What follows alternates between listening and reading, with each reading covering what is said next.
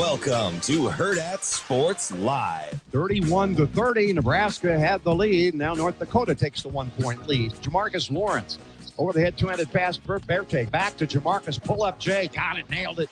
Jamarcus had a 3 a moment ago, and now he hits a big 2. 32-31 Nebraska. Lions go to the end zone and caught. What a catch! Tesla somehow held on to it. Rodgers off his back foot, throws it down the way, and the flag's coming out on Anzalone. And look at Gainwell.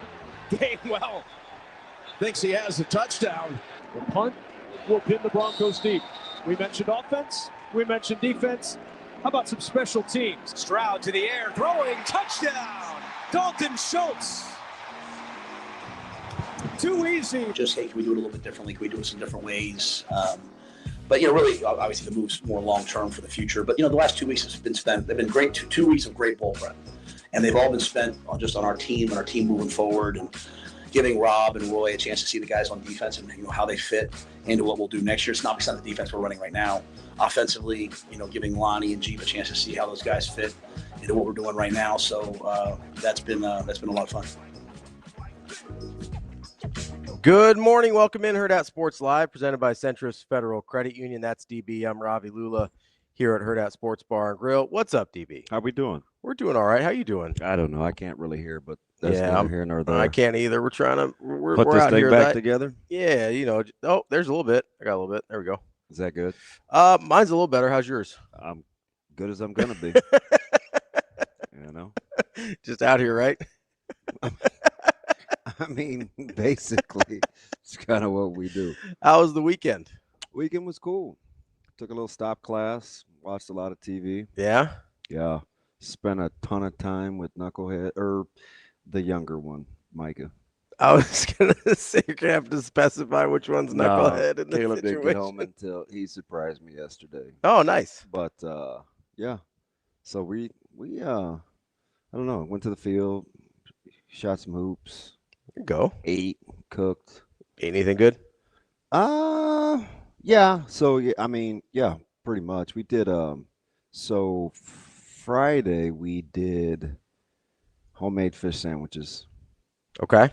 They were oh my gosh. What kind of fish are we talking about here? Cod. Okay. Yeah, it was vacuum sealed. It was what my buddy sent from. You frying it? What are we doing? Yeah, so it took a ton. I used coconut oil. Okay. I put the little Fry Daddy outside. Mm-hmm. I'm telling you, it looked just like Long John's. No, it did. I just laugh because when you say that, you think it's a good thing. It is. Yeah, so I found like this little mimic recipe. I used a little club soda, little. Do you soak it in the club soda? Did a little wet batter. So we did that. Yeah. Then Saturday was I butterflied a bunch of drumsticks and So that's like you just split them open? Okay. Chicken thighs. And I used kind of the sugar-free hoisin, a little sesame oil, a little dark soy, and some tamarind. Okay. And marinated the chicken. Okay. Then just grilled them and made like homemade knockoff fried rice. Do you do a sauce after the grill or no? No. I mean, it was. Yeah. Yeah. Yeah. And then yesterday I had a couple pieces of salmon again. Okay. And a huge tomahawk. So we just sliced it. You got to be about out of that fish, don't you? Yeah. Yeah. Yeah, I'm running through it. I have a little salmon left. That's a pretty good amount of fish. Yeah, I have the what you call it too, the clams. Oh yeah. I don't eat a lot of clams. I'm gonna figure out something. Mostly I've done fried, like you get the little clam strips or whatever. Yeah, I haven't done a lot of other clams. So I don't have any real leftovers. I do use coconut amino. That's what my mom uses because sometimes there's some gluten in soy sauce. Yeah, so the Bragg amino I use too, but I have coconut amino. Wait, what's Bragg amino? It's BRAGG. Yeah, Google it. It's soy sauce basically. It mimics soy sauce. Nice. Bragg is the brand. They make like an apple cider vinegar that I crush.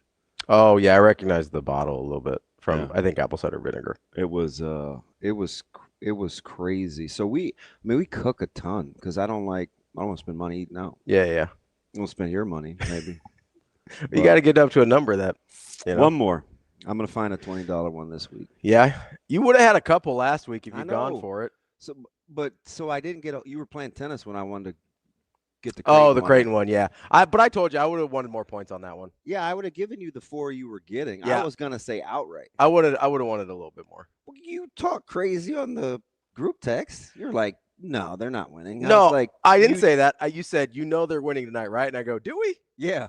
And then I said somebody else said something smart, and I was like, no, they're winning. I think D. Marinas, if I had to guess. Yeah. Probably was the other sarcastic one in the group. And But because of how hot you came out, I would have made you give me more points. Creighton points on them being in the negative. Yeah, so I had it. Because you came out hot on that one. I was like, oh, okay. I was nailing this thing. You know which one I would have taken? Sorry. Which one? Oklahoma. You could have got money off me on Oklahoma at 17-0 or whatever it was. Yeah, but I liked but it didn't feel right. I get it, but it didn't feel right. That's why I was like, hey, you ready for the flip? Yeah.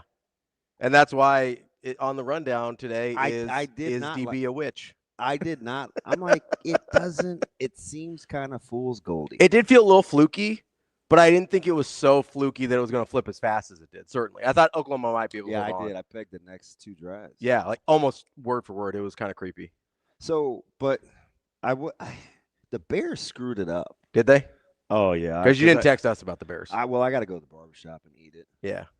He's going to slide me in early on Friday because I have to be in Lincoln by 9:45. Oh, yeah, you guys leaving the Friday, aren't you? Yeah. Yeah. And I just got the email yesterday, and you could talk to Jess about this because she's on the admin email. Mm-hmm. Like, we have to have our luggage dropped off on Christmas Day. Really? I'm like, how? Send it back with Caleb. I might. I mean, what else are you going to do? You're going to drive down there on Christmas to drop your luggage off? They must think so. Because that kind of sucks. Total first world crybaby problem. You're like, oh, no, I got to get my luggage to my chartered plane. Oh, no. It was the voice. I know you hate that voice. Wow. It's cool. No, and Saturday morning I took Breeze and I went down to practice. Yeah. Oh, it was quiet. Like, that's the way I like it. It was only, I saw 1 or 2 guys. Doors were locked. It was cool. How, See, I'm with you. See, Kobe, we could go to Long John's too. Kobe gets it. He plays stubborn, but he gets it. He gets it. Long John's is what I appreciate about Kobe, even though he kills me sometimes. Oh, he gets me too. He's an equal opportunity. But he rides with the show. So we're pro Kobe. Yeah. Yeah. Like I feel like I had to talk you into it. A little. Yeah. I get up in my feels a little bit. I get it. I'm aware that he could be relentless. Yeah. But he rides for the show. About a 4-day heater. Yeah, he rides for the show though. So I appreciate Kobe because when people start smoking food in the rain. Yeah, he's been killing you for that for weeks. Man, weather snuck up on me. So gotta get it done. How mad are you? Smoked it too. How mad are you at the warm Christmas? I'm not that mad. My wife is very mad. Oh man, I'm kind of a purist. I want let it snow. Listen. And what happened in this brutal winter? We got off to a good start. We're kind of whimpering right now, Liquid. I'm gonna knock on wood here. I'm not trying to have a brutal winter. I am. It's because you like staying inside. Oh yeah. Hey, your boy barely left the house. I will say my perfect Christmas would be 30s with some snow. I don't want it to be too cold. I like the snow. I just don't want it to be too cold. You know what I mean? Yeah. Hey, listen. Give me a 31 in snow. I'm in. I sat in class. I sat in a stop class with a 22-year-old that has lost his license twice. That's doing some work. Oh, he was so obnoxious. What? That's getting after it. It's hard to lose your license twice at 22, man. I was in there with an insurance adjuster too. He does auto insurance. Yeah. Your boy is much smarter. We had the coolest instructor. Yeah. Oh man, yeah, he was a real one. So I've only taken one stop class ever. Everybody, some people were the 4, I was the 8. Yeah, yeah. And the long one? Yeah. Yeah, that sucks. he let us break, and I came back. I was like, man, this is about to be all intimate. Be like 5 of us in here. Nah, man, like more than half the class was still. I was like, a bunch of 8-hour folks. Huh? Like we all out here, right? By the way, I'm riding with Headley. What do you say? It says my perfect Christmas is low 80s and palm trees. No, that is weak. I'll take that the rest of the time on Christmas. Give me I don't want 80s ever. well, I'll ride with the 80s. I think when we land, it's supposed to be 50 and rainy when we get there. Yeah, I think people have kind of a misconception what Vegas is like in the winter sometimes. Nah, keep it cold. Keep it cold. I don't need it above 60. Yeah, I'll take give me overcast. I don't want anybody out. I hope it's because everybody's off the strip because it's expensive and it's not good value anymore. But yeah, so Vegas it's suffered quite a bit. It's like wearing out a little bit there. Yeah, last couple of years. I think they were trying to keep the brothers out. So I mean, you mean like related folks? Yep. That's what I meant. Well, they're like, hey, it's not a family-friendly thing anymore. We're not doing family-friendly Vegas anymore. Yep. No more shows. Yep, life preserver. No more. Even though I can swim. No more Celine Dion. Of course you can swim. Why wouldn't you be able to? No more Celine Dion. No more Adele on the strip. Like, this no more family-friendly Vegas. We're going back to our roots. Yeah, I got nothing on that. So no brothers. 7-Eleven. No brothers, no sisters. It's a little early. No moms and dads. Speaking of which, a couple of crack-up cars. Did you have crack-up cars when you were little? Matchbox? Where you could hit them and the hood was spinning. They looked like they were dented. I always wanted them. I never had them. Some bad accidents this morning. Really? Yeah, there's one right down the way by Restaurant Depot, too. I didn't see. I didn't come that way. Folded up. Really? Yeah. Ooh, that's always scary. Oh, so, funny thing in the stop class, oldest lady in there, she could barely hear. Bless her heart. She was so stinking cute. And I saw her actual accident. Really? We spent an hour going around the class saying her name and what we did. I felt like I was going to rehab. My name's DB. Yep. Hi, Damon. No, I got a speeding ticket. Yeah, she was describing this wreck, and she said 96th and Q, and she goes, yeah, and then she's talking about the retail. I was like, wait a minute, was that about a month ago? I'm not even. She's not even talking to me. She's 3 rows in front of me with her back to me. And like, hey, listen, she's a little itty bitty thing. It took her like 15 minutes to turn around. She was like,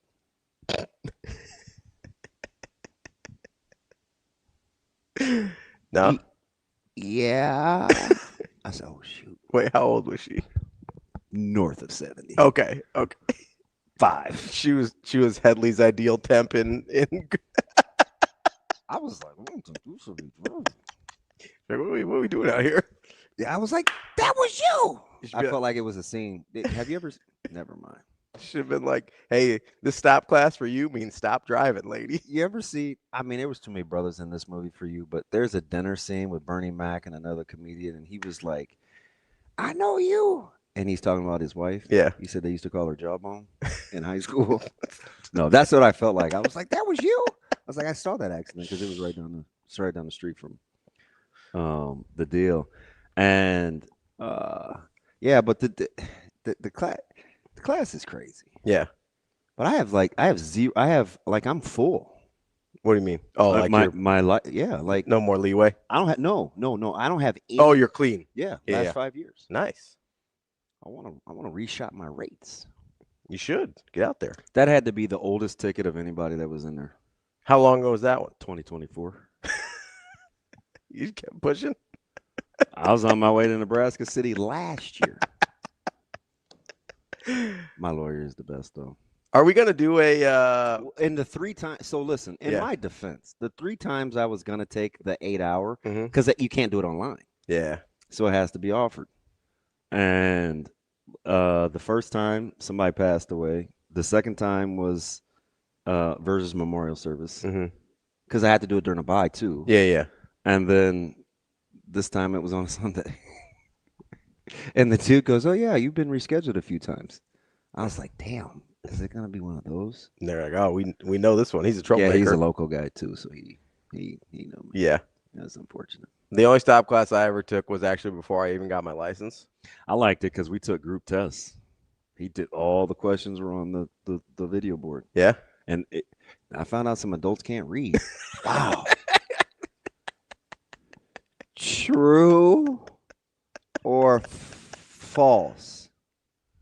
The right. Oh, I'm like, Maybe they're just nervous to read in front of people, DB. man, I know that's probably what it was, but it was bad.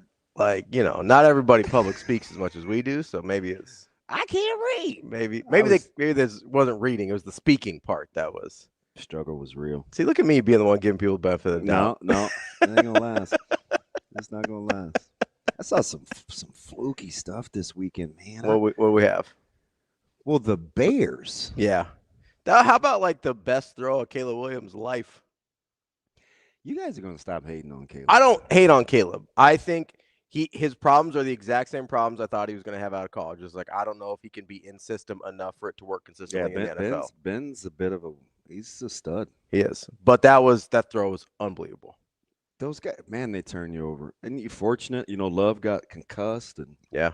Although they still have some of the worst. Willis kind of balled a little bit. They still have some of the worst specialty. I think so. Just onside kick against Green Bay. Just do that. Regardless of circumstances. Yeah, like pick that team. They're the low percentages of onside kicks recovered. That's Green Bay. Yeah. But would have had Jacksonville and Denver too. Yeah. Told you, man. Although Denver's good.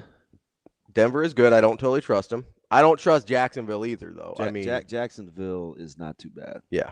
The AFC is. Is that where trash. So on is the Jacksonville good scale, because we don't have NFL today. On the is Jacksonville good scale, we're up to not too bad.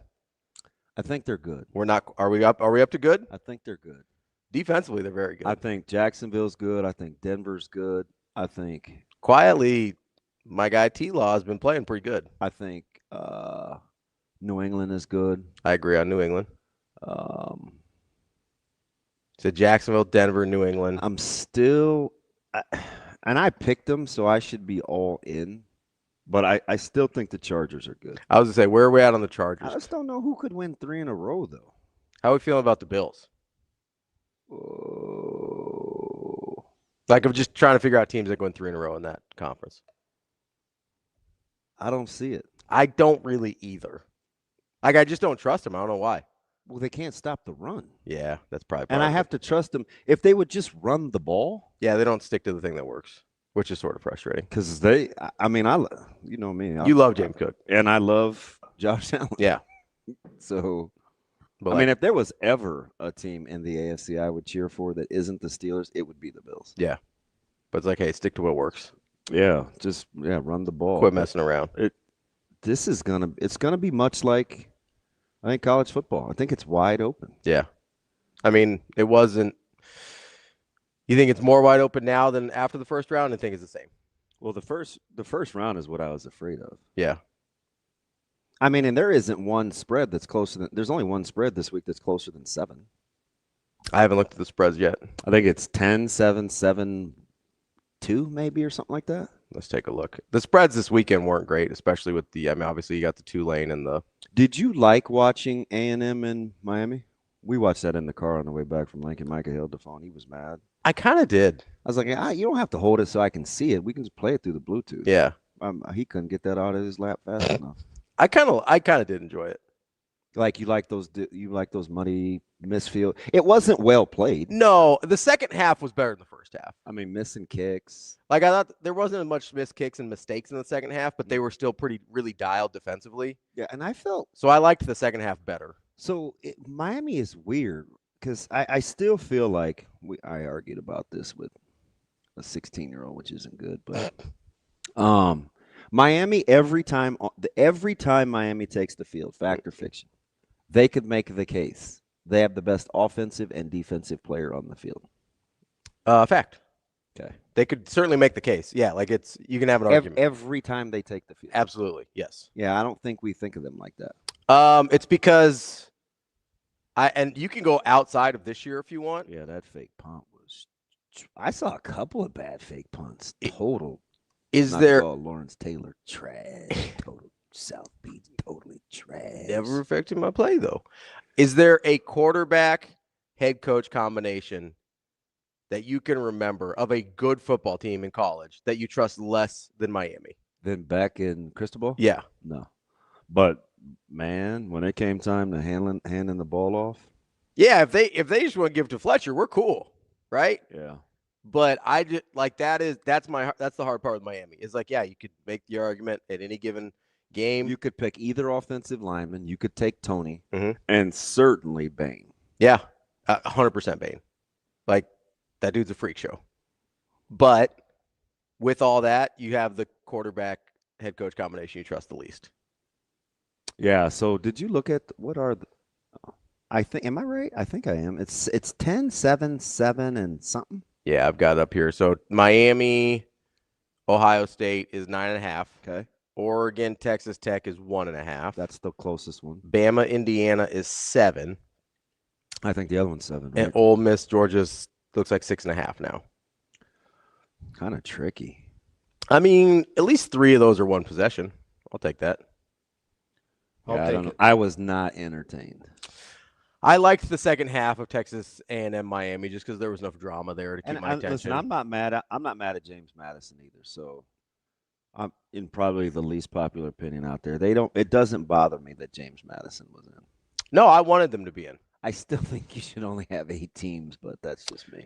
And that's totally fair. You probably get the best 8. Like, you probably get a good sampling with 8 teams. I don't disagree with that. But I've been on this, and you disagree with me vehemently, and that's fine.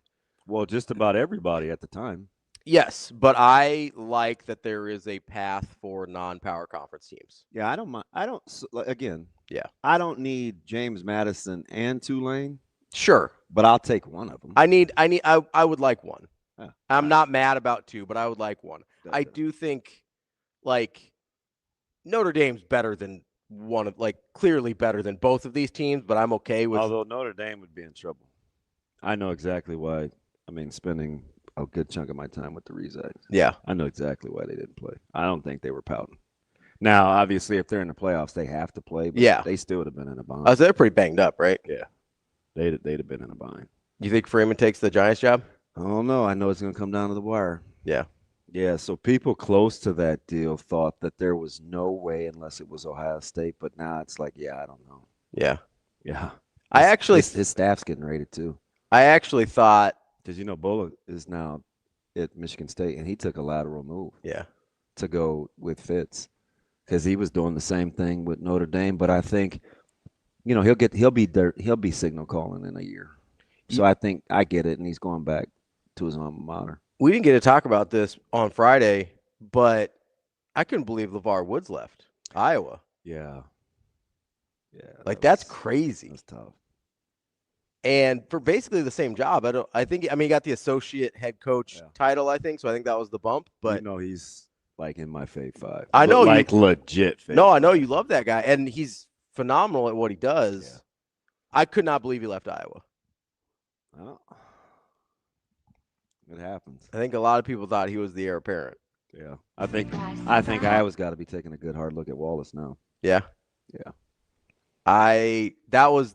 Of assistant moves, that was the one that shocked me the most. Yeah, it's all no. Which one? Muschamp going to Texas. Oh God, you're right. Yeah, you're right.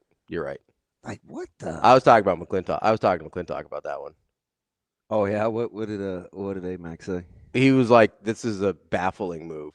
Gotta be. PK, the guy that got fired, because I can't pronounce his last name, Kwiatkowski or something. Mm-hmm.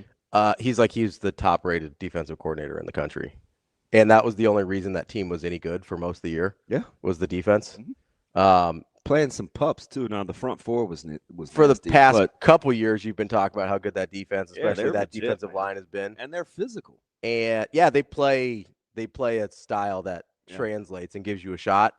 And probably, I don't want to overstate, but probably the biggest reason Texas was able to be competitive immediately in the SEC. Yep, was the trenches. Yeah, was the trenches and especially that defense. And I don't know what the logic is to be like, let's go with Will Muschamp. Like, what's the logic there? Well, we'll see. Like, I don't believe me. It's not like I'm like, oh, yeah, I'm not. Texas has a chance to not be as good, but that is a pretty puzzling move. God, I left my phone in the car again. I don't. I left without it Saturday.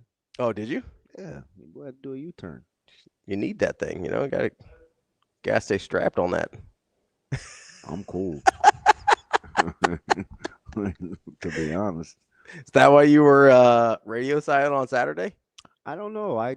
Saturday was I don't know. I just was chill. Yeah. Yeah. Just hanging out. Plus, I can't have my phone out.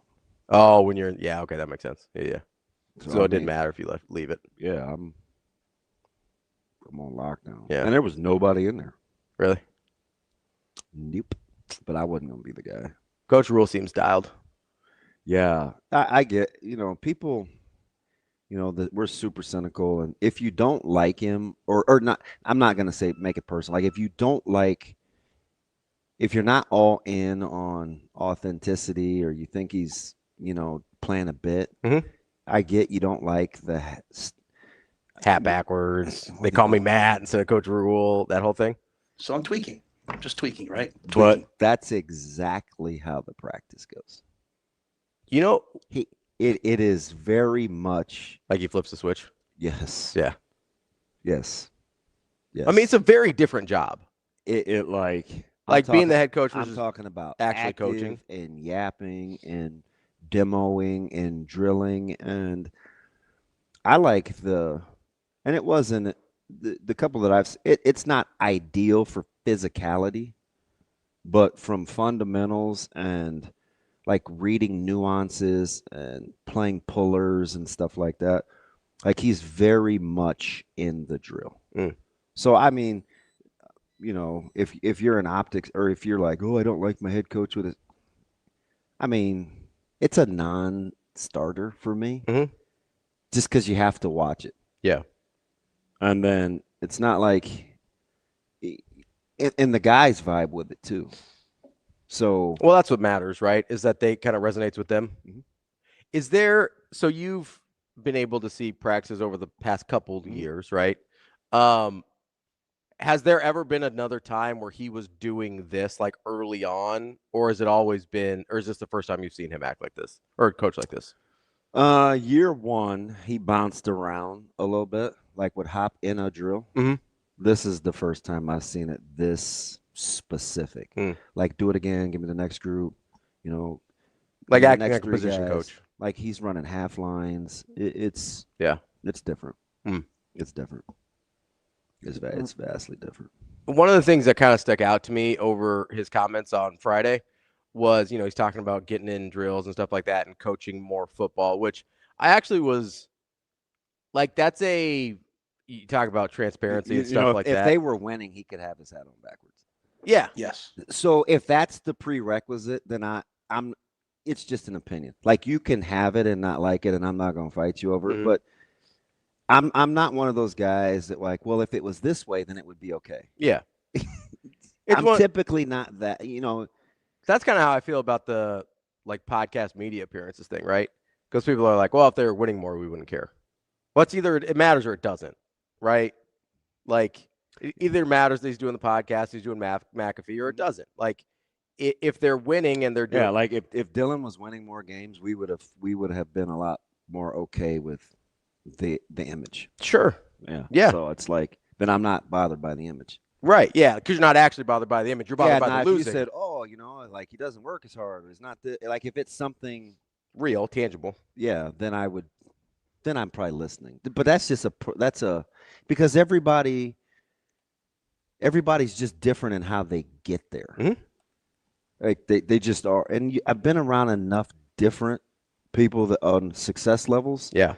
That I know there's only a couple of non-negotiables, and as long as you have those, I don't really care about the rest. You kind of deal with everything else. Yeah, like, so a lot of the rest is just optics. Yeah, and you know how I hate the word. Yeah, just optics is just the word we use when we don't have enough information. Yeah, I did think it was interesting though with it was a very kind of vulnerable thing to say, like, hey, I should have been more actual football coaching, and I don't take that to mean he wasn't working hard enough. I take that to mean like he was having to deal with kind of like you said, deal with a lot of the non-football parts of the job. Yeah. But like that's a very like kind of putting yourself out there thing to say. Yeah. So I'm on a so you can name it's one of 5 schools. Mm-hmm. Obviously that we visited. But I listened to their head coach explain how the offensive line play got away from him this year, and he kind of regrets that. Mm. So I'm not even going to act like it doesn't happen. Oh, for sure. It happens. Just most people aren't willing to say it out loud. Yeah. Or especially in front of media. So, he's like, yeah, it bothers me a little bit that, you could see some signs and you kind of think you're going to snap. Yeah, he walked me through the whole deal. I thought it was super transparent. I mean, and that's sort of been the thing he's been on since the end of the season, whether it was with Butler, whether it was with Donovan, whether it was with Coach Braden. Like, he's sort of been like, hey, like, this didn't end up going the way I wanted it to. It got away from me. The thing that I appreciate him saying, because it's the thing that bothered me, is it seemed like they were good enough for long enough that you were willing to kind of be like, let's see how it goes. Where I'm I'm always on this with like the playing young guys and versus guys that I don't maybe like as much, is like, hey, this isn't going the way you want it to. Like, give yourself a shot for it to go the way you want to. But they were just successful enough that you don't want to pull that cord. Yeah, and I guess if I'm being super transparent, I love the infrastructure. Like I like the accountability. I like the culture. I think the infrastructure of running the business is good. You just have to get a few more right people in the building. Yeah.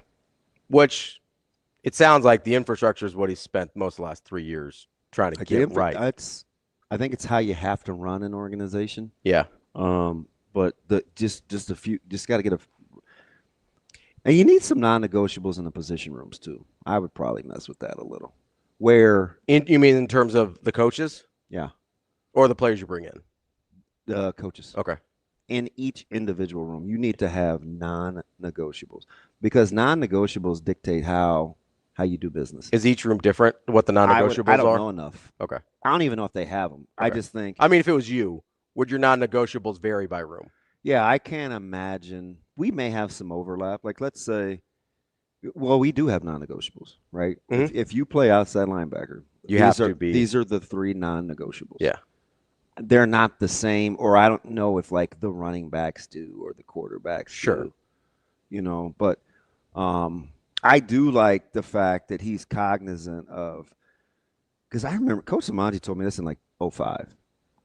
No, this is probably 2008. Because Coach Martin said the same thing, right? Constant tweaking staff. Mm-hmm. And he's like, it takes 3 or 4 years to get the right staff. Because that's what the rule said Belichick told him too. Well, I don't know if he was the first to say it, but that does seem like the standard number. Sure. Yeah. That coaches tell you. To figure out like, hey, this is what a good fit is. Yeah. Yeah. Yeah. So I mean, from as far as I can gather, the O-line is rocking with Wade and Teasley. Yeah. So. And if they're not, I'm sure they'll find guys that was the group that I worried about. Yeah, because they were pretty close with Donnie, right? Mm-hmm. And they had sort of probably taken on his personality more than most. And that whole situation didn't go like 90% of the general public thinks. So sure, it's it's a little pause for concern. It's a hard decision. Yeah, I think that was. That's why I kept asking the question. Out of the changes, which one do you think was the hardest? That one. Yeah, I don't think it's close. I don't either, because I don't think Rule thinks he did a bad job. No. I think there is maybe some fit issues and some mesh issues with the offense. I think obviously the Dillon thing, if you get a sense that Dillon's leaving, that I think does complicate that. But I think it's Dillon leaving complicating the Donnie thing, not Donnie leaving complicating the Dillon thing, in my personal opinion. Wait, one more time? I think Dillon leaving complicates Donnie staying, not Donnie leaving complicates Dillon staying. Agreed. Agreed. I don't think Donnie getting fired precipitated Dillon leaving. I completely agree. I think it was more complicated to keep Donnie once Dillon decided to leave. My opinion. I agree with that. So that's the same thing I thought with the Dayton thing, though, too. I don't think Dayton decommitting made Dillon leave. I think Dillon leaving made Dayton decommit. Or the chance that Dillon might leave made Dillon Dayton decommit. That's my opinion. I think a lot of the public has everything backwards with that family on what precipitated what. personally. Yeah. But I think that, like, if you gave Rule a true serum, he'd say, yeah, I think Donnie did a good job. I think with maybe a different offensive coordinator, he makes more sense as my O-line coach. But I think there were a couple things. I do think he wanted, first of all, Jeep Wade's a clear upgrade over almost everyone in the country. Like, full stop. He's one of the best at this in the country. He's also, him and Teasley are two of the best offensive line recruiters in the country as well. And I think that was maybe the one spot where Rule wanted to get over the hump is, hey, I want to recruit a little bit better at the spot. And even though I do think Liquid, can you bold? Keep going, babe. Even though I do think Donnie Can you bold Dixie what he said? I do think Donnie did a better job stocking that room with young talent than we think he did. Like, I think it's a pretty good young group. Is that room specific or position? This is Dixie. Is that room specific or I feel like the guys that stopped that. Is that room specific or position specific when you use the term optics? What % of belief would you have it's factual? I'm not sure what he's asking. Are you talking about the non-negotiables? The non-negotiables should be room specific. And by room specific, I mean to your position group. Right? D-line needs non-negotiables. O-line needs non-negotiables. Running backs need non-negotiables. Like, those non-negotiables. Like, if, for instance, if I'm in the running back room, hey, I want to be the most physical unit in the country. Yeah. Hey, I want to win 80% of my one-on-ones. I want to practice a certain way, 0 loafs, or like those non-negotiables will dictate, and they'll run every practice. Yeah. Whether you're in half rack, full pads, whatever, like it will, because it builds in accountability. Like, just come on, man. Common language builds accountability. Accountability. Because then everybody knows what they're talking about. There's no ambiguity. That's why, like, one of the things, and I'm sure so even if I'm in half rack, yeah, you know exactly what's expected of you. And my non-negotiable is to be the most physical unit. Then I'm going to practice that way. Yeah, absolutely. Right. So, like, it's just that's a me thing. My only pause when I hear things like, we want to be the most, because Jeep Wade said this, right? We want to be the most physical, or we want to have the most effort in the country on the offensive line is, and I'm sure they are, and it's just a thing where he's not getting into it with the media, but I need there to be specific measurable things that, like, personally. Yeah. So the quantifiable stuff is different for everybody. Like, how do we quantify it? Right.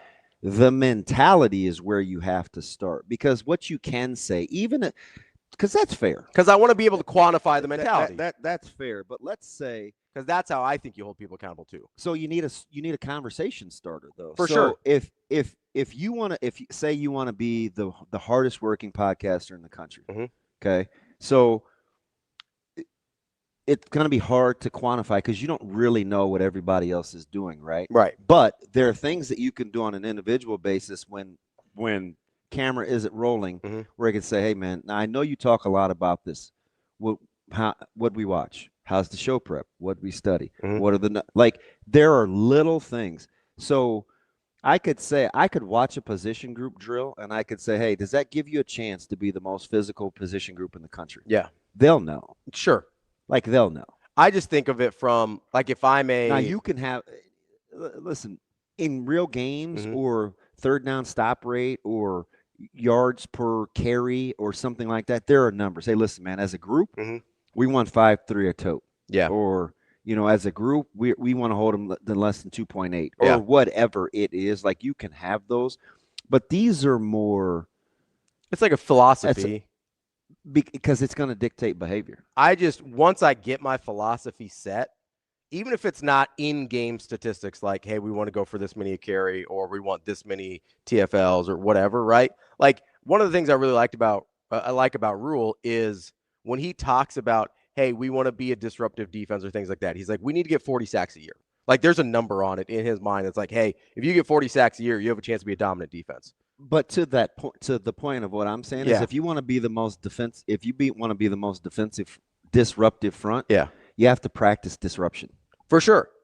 So what I want from that point, you know what I mean? Yeah. So what I want from that point does this look like a disruptive practice? how do I measure that in practice though, right? Like, so take away the game stats. I also want to be able to quantify it in practice. Yeah, you can though, right? So if we're going against Scrappy Squad or something like this, it's really, really competitive, right? 10 down, 10 plays from the 10. A win for Scrappy Squad would be a 2-yard gain. Sure. Yeah. Or like you can do that. 100%. That's all I want. Yeah, you can do that. We want to be the most physical with hard, like, hey, in order for this to be a win for you, just define my wins. Yeah. That's what I want. When we're talking about abstract things like being the most physical or giving the most effort, I love those as philosophies, but give me wins. Tell me what the wins are so that I know I'm achieving that. Yeah. So if like hypothetically, if I'm if your goal is to stop, hey, listen, we want to stop QB run game in the bowl game. We have got to stop QB run game. Yep. All right. Well, what are we doing? What are you doing? Because the outcome, you have to be intentional. Yeah, your practice has to be specific. So then I can look at it and be outcome. Like, oh, fudge. Genatone's playing scout team quarterback. Yeah, that probably be hard on you in practice. Sure. Right? Big physical guy. Yeah. Yeah. And mean-spirited, I think. Yeah. Yes, he is. Right. So I can see how that would translate. For sure.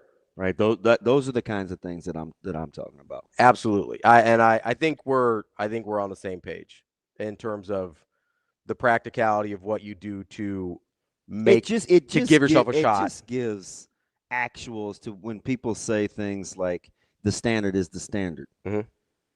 Right. Just define the standard for me. That's all I want. I get your own benchmark because that's always what you want to be. Yeah. Especially when you get to be good. That's why Smart can talk about practicing the Georgia way and their inability to practice the Georgia way, or Nick Saban famously has 3 non-negotiables of defensive guys that he's looking at.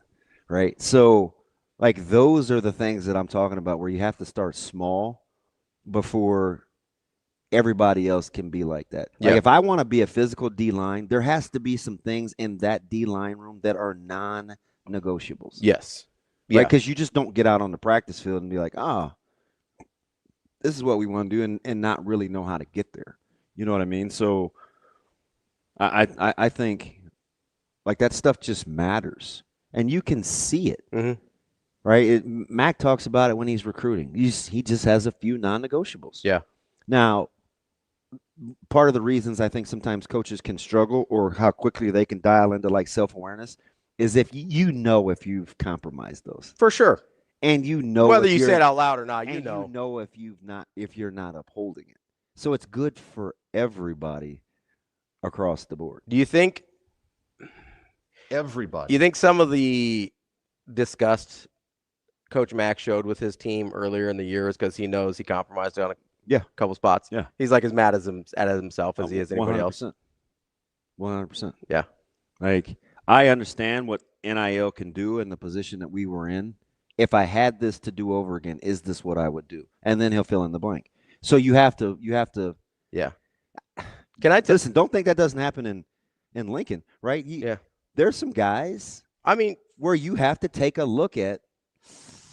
Hoiberg did it. Hoiberg did it early. Oh, yeah. 100%. Yeah. There's a bunch of those guys that had no business being on a Fred Hoiberg team. Yeah. Scott Frost admitted he did it. And Coach Rule admitted he did it. Yeah. Like it happens.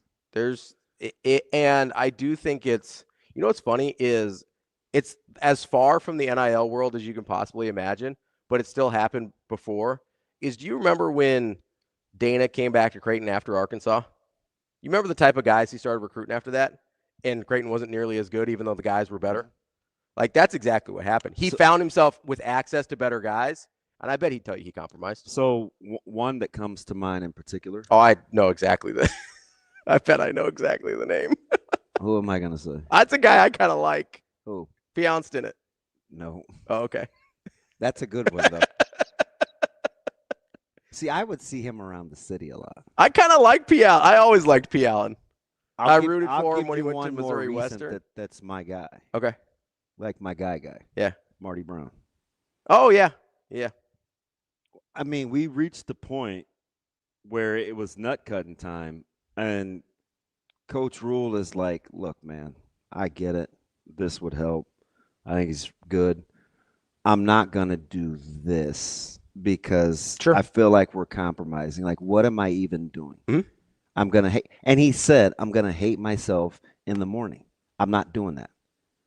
I said, it's cool. Yeah.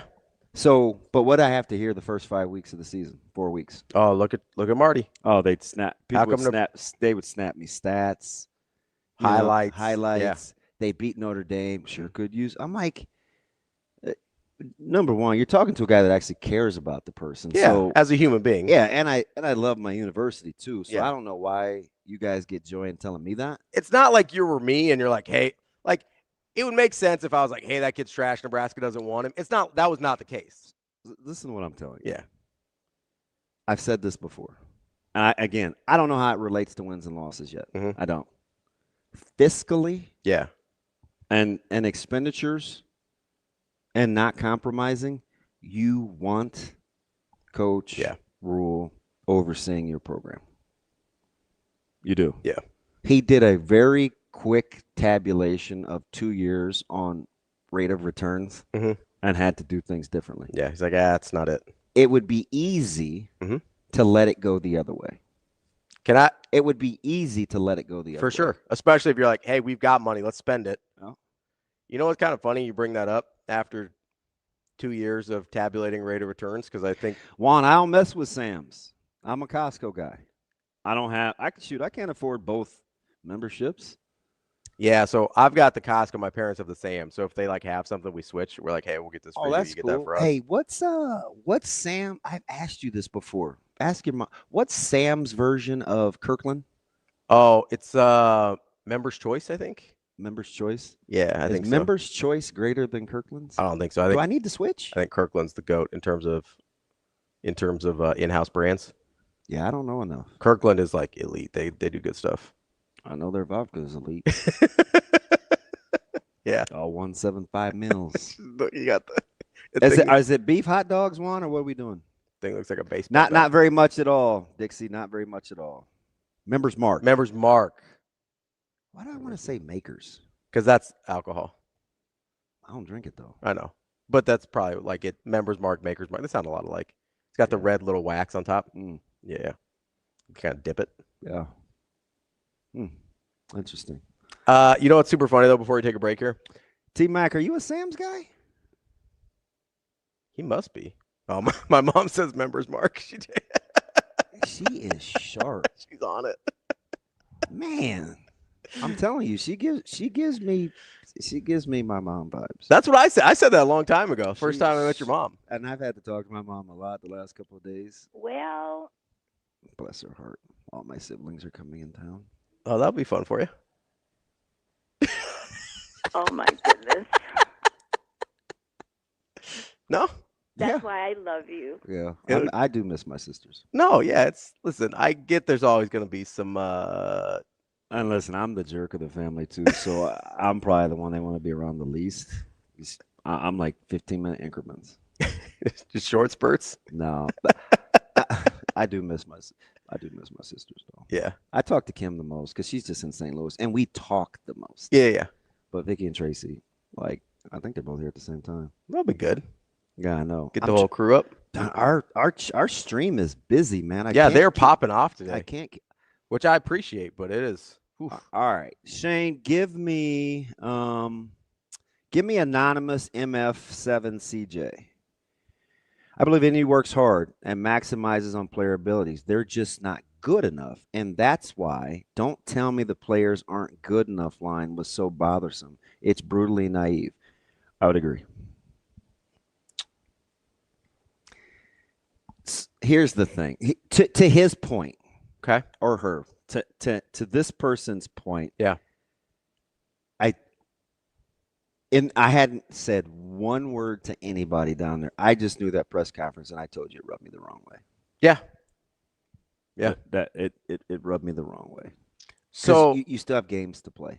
Yes. And I'm telling you, when I said you let yourself off the hook subconsciously when you say that, I think all year the narrative did, which is why I did everything that I could. And they're not listening to me, so who cares? But it's like you have to dispel the notion that there's some mythical number in terms of weight.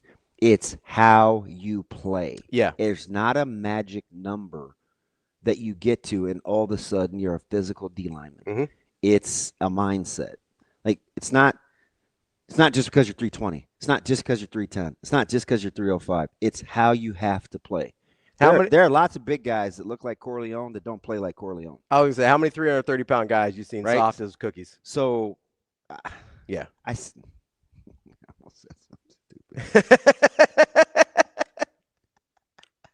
stupid. Okay. It can very easily happen. You can be a big guy and not be tough. We've seen it. Can I just say I understand when people are like, hey, Nebraska's just not good enough, whatever. They're good enough to be better than what we saw at times. So that's the thing. Like they may not that should be a T-shirt. They may not be good enough for blank, but they're good. But they're enough better to be than better this. than this. Yes, that's So, my point.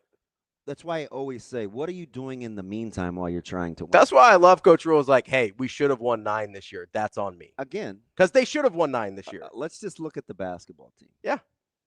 This is not the most talented roster he's had. Like, who are you openly picking off that roster and being like, that's the dude? I mean, Mast probably. But if you watch that guy in like an open gym, he's not going to. You're not picking him up. He's not. Frager probably. Frager's probably the one where you look at like, oh, that guy's kind of freaky. Let's give him a shot. So it's like, it's something else is going on. 100%. And that's what, somebody in the chat earlier when we were talking about the Altman-McDermott thing, they said the patience after Hoiberg kind of went through his compromises, like that's how you get to 12-0 right now, is being willing to kind of get through it and stop compromising, and you give yourself a shot. Yeah. And that's, again, Nebraska basketball, football, wherever, they may not be good enough. Maybe they won't be good enough to beat Michigan State in a week or so. Maybe, I don't know yet. But they are showing that they're good enough to be better than they have been. Sorry, go ahead. So my man Jose, all to the good. He says, how do we quantify it's on me if I had $1 every time it was said?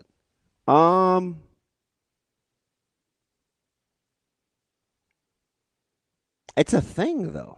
Sure. So I don't. It's a fair inquisition. But when you oversee so much, most of it's going to be on you. At the end of the day, yeah. So should he not say it? I don't know. I'm glad he does because, again, if you're looking for 3 qualities in terms of leadership, you want self-awareness, you want competitiveness, and you want work ethic. I was going to throw accountability in there. Well, so self-awareness is fair. Yeah, okay. Is close enough. Close enough. Yeah, in the neighborhood. And he possesses those things. So he has to be able to say, because you couldn't do it all at once. Mm-hmm. Like you can't get the body comps right, change the diet, do the training table, change academics, have more in-person classes, get the facility done, get all the right players in, get all the NIL staff right, in, get the NIL in. Like they have to do it. This is just my opinion. I think they had to do it incrementally, which is why now, and again, my opinion, where I think you hear the frustration and the pushback of this isn't a reset, this is ridiculous, we're tweaking. I think why that pisses them off so much is because they've changed so much. From travel to eating to the strength and conditioning to just the day-to-day accountability. And you can't really see those things. But when you look at the body, it's like I was talking to Foreman. And he's funny. He reminds me, MRI, he's younger. MRI reminds me a lot of Foreman because while we don't always agree initially, when we talk through it, we get there. Yeah. So it's very good yin and yang. Yeah. Jay gave me a great analogy on Saturday. We disagreed on a guy. Jay's going to end up being right. And I said, some of that I just have to process through on my own. And, he's funny. He's got all these analogies. He's like, look, man, it's like I gave you the chicken breast. I just didn't give you any seasoning. and I'm like, oh man, sometimes I got a season on my own. It's trial by error, this, that, and the other. And, I think that's part of the whole thing when you're overseeing it, where you think, because sometimes you can look at a task, and I get it. This is drawing. It drew some criticisms when he said it. Mm-hmm. And we can get into this, but he said, you have no idea where this program was when we got it. Yeah. And so they were dead for 10 years. Yeah.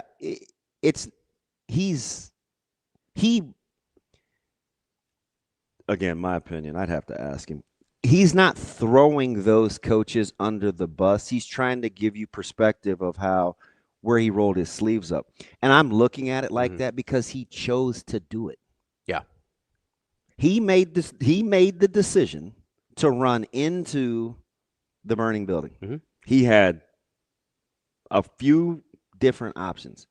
He made the decision. So he knows that that's part of it. I think the frustration that we heard is how we wanted to skip steps. Mm-hmm. Right? And I get wanting to skip steps because you do look at people that have won right away or quicker. Mm-hmm. But there's still it's a couple more little things. It's also, in my opinion, much easier to come in, build the house you want from scratch than it is to come into an existing house that doesn't look anything the way you want it to, gut it, and start over. Yeah, that thing got gutted. That's hard to do. And he did say, listen, man, like I'm not resetting anything. I'm tweaking to keep moving the thing forward. We started with back-to-back bowl seasons. Now we got to win games and not give them away. Mm-hmm. Like that's the next phase. Yeah, absolutely. How do we not give away wins? That's DB. I'm Ravi. Lulla. Sam McEwen coming up next from the Omaha World Herald.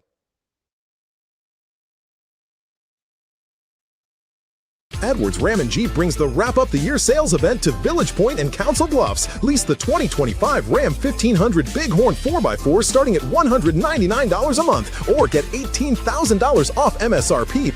More to celebrate with lease deals under $200 a month. Lease the 2026 Jeep Compass Limited Altitude 4x4 starting at $169 a month or save $10,000 off MSRP. Unwrap this season's best savings at Edwards Ram and Jeep, Village Point, and Council Bluffs.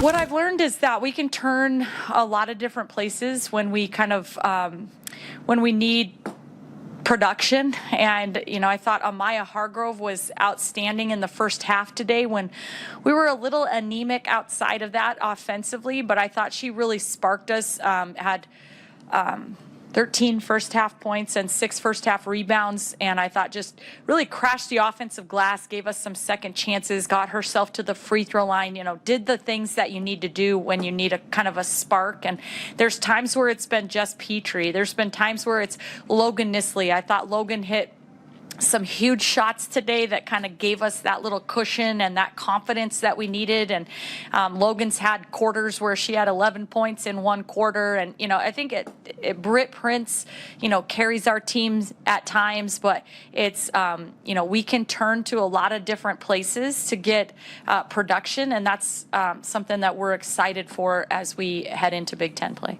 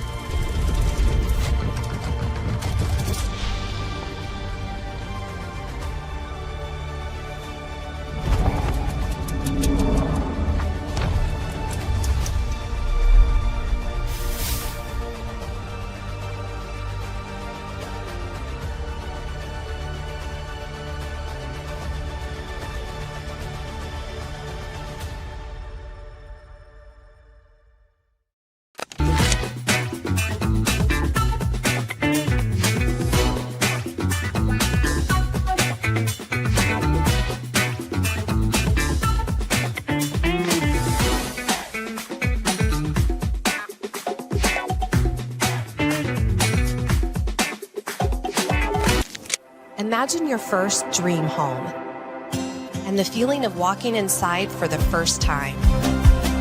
With Centris Federal Credit Union's First-Time Home Buyers program, you are at the doorstep of bringing your vision to life.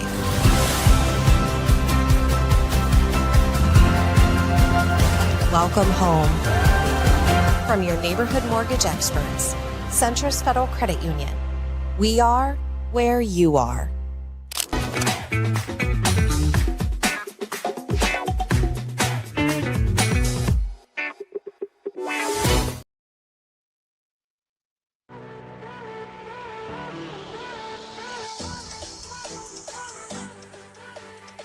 Welcome to Hurrdat Sports Live. The pitch to ETN on the edge, breaks a tackle, now weaving into space. ETN, an ankle tackle, saves the touchdown at the 3. Lawrence looking for Strange to the end zone, diving catch, touchdown Jacksonville. And off Harvey, and now a big run up the middle, breaking tackles, and R.J. Harvey on the move, down the sideline, Harvey diving for the pylon, touchdown Broncos. Lawrence will keep, Lawrence will walk in, and the Jaguars lead once more. Welcome back, Hurrdat Sports Live, presented by Centris Federal Credit Union. That's DBM Ravi Lulla. We are joined now by Kevin Kugler, play-by-play voice of everything. Kevin, how are we doing this morning? I am doing wonderful. You know, the last time I was on, Ravi, I did not get to spend time with your sometime co-host, Damon Benning. So it's a pleasure. I heard he was going to be on the show today. I was excited that he was making his monthly appearance. So this is kind of fun for me. Oh, shoot. Picking up right where you... At least you text, talk, and tweet and interview the same, right? Just... You're very, very, very consistent with me. So I have to be consistent, and when I come on January 19th, when you do your one show that month, I will. I'll look forward to saying the same thing. Wow. The only guy that really gives me pause on if he really does like me or not. I'm pretty sure he doesn't. What, are you back yet? Oh no, I have basketball tonight because why wouldn't I? What's tonight? Tonight is former Syracuse shooter Jerry McNamara's Siena squad taking on Indiana. I'm on my way right now, currently driving to Bloomington, Indiana. It's like Bizarro, Nebraska, where you have a basketball school that's going through a reset, but their football program is a power now. And you have in Nebraska a football program that's going through yet another reset. Sorry, Matt Rule. And a basketball program that's a national power. So who knows? I don't know where I am or what I'm doing, but I do know that it's a very strange world when I look at those two schools. I'm going to get to the Denver Jayville in a sec because every week I ask the same question about Jacksonville. But I'm a huge D-Rock guy. We both of us go back a ways with him. When you look at kind of their start, are you thinking is that what you expected with the quick turnaround? Obviously, he was a hot commodity, and he gets to bring now healthy son with him. Or did you see this coming? I think it's to be expected, to be real honest with you. It's a team that's going to live and die by the 3. But he's got to get his own people in there to be able to shoot the 3. And I think when you live and die by the 3 and you're in a first-year program and you're trying to figure it out, you're going to have fits and starts. And I think that's what they've had. They've just had some uneven performances to be expected. I think the program was in such a position that for once, I think you can say you're going to see some grace given. And look, football distracts from basketball all of a sudden at Indiana, which is probably a good thing for a first-year coach building a program, is that you don't have to worry about the same kind of Indiana heat in your first year that coaches have gotten, like Coach Miller and Coach Crean and everybody else who's come through there. So I really do think it's a perfect time for D-Rock. And like you, I am a big fan. I think he's going to do a tremendous job here. I think he's a perfect fit for this program. I just think that Indiana, and it's hard to be patient when you're a blue blood. I get that. But you're going to have to be patient here. It's quicker to build now. It's also quicker to fall apart. I think it'll take a little bit of time to get this thing rolling, but I think he's going to be the one who gets it done. One of the rare voices we don't have to reintroduce. It's Kevin Kugler joining us But you did anyway, and I know. appreciate that because I get paid by the name mentioned. So thank you for that. I look forward to my check. Well, in Is spite it of the same as it usually is? yes, in spite of the outcome over these past 20 years, you did teach me a little bit about reintroducing guests. Reset, baby. I love it. Thank you. Let me go back to yesterday. Let me go back to yesterday because yes, you've seen both teams live, and I don't know if you saw this with Cohen. I don't know if you saw it coming with Ben Johnson, but when you look at where each of those teams started, what's your level? Let's start with Jacksonville because you just had them. What's your level of surprise that they're where they're at with this win streak? I am not at all, and I know it's going to sound silly to say that, but we had Tampa Bay last year in game 1 of the season. I mean, and then we had him again in game 2. So I got Liam Cohen back-to-back weeks to start his OC career at Tampa Bay, and I walked away from each of those meetings, and so did Gerald Johnson and my partner. We walked away and blown away by this guy. I mean, organized, sharp, ready to go. And I think Jacksonville was in a position where they were a bit anxious. I mean, we remember how this all happened. Liam Cohen negotiated a contract with Tampa Bay, became the highest paid OC, and then ended up going away to go to join Jacksonville as the head coach. And Shad Khan, the owner of the Jaguars in the offseason, basically just said, all right, football people are about to take over football. This is what we're doing. Football people are going to run football now. So you've got Tony Baselli, who's a good friend. He's in the front office now with this group. And this is a group that has one voice. It's Liam Cohen's. Everything stems from that office. Everything stems from that coach. And they have completely bought in. And you can see it. Trevor Lawrence is more confident, more sure, more adept at this position than he's been at any point in the NFL. And remember, he started with Urban Meyer, so it was hard for him to find any traction. It was uneven to start. He's had moments, and then he's fallen, and he's had moments, and he's fallen. I don't think you're going to see that uneven play. He's going to have good games and bad. Every quarterback does. But I think he's going to be a much more even quarterback over the next several years, and I attribute that to Liam Cohen. I think this guy is fantastic, and I think he's going to make the Jaguars a much better franchise, and he already has. I mean, that's a big-time win yesterday. Denver's good, and that place was rocking. It was a playoff atmosphere, and they went in there in the second half, just deflated that entire balloon. So this is interesting because Harvey was my Rookie of the Year pick in the preseason. When you watch where Denver is and what Jacksonville was able to do, you think that was more on Jacksonville's doing than it was that this is kind of what could hold Denver back? I think it's probably a little bit of both, to be honest with you. I was surprised by how strong Jacksonville's defense was yesterday and really limiting what Denver was able to do. That got me a little bit by surprise because, quite honestly, I haven't seen that kind of consistency from Jacksonville's defense throughout the season. I thought they were really good yesterday, especially in the second half when everything obviously turned.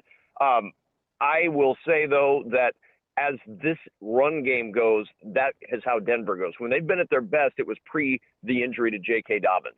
When he got hurt, that really changed a lot that this team wanted to do. And I'm not sure if they're going to be able to generate that same kind of run game without the combo of Dobbins and Harvey. It's something like 40 yards per game difference, pre-injury, post-injury.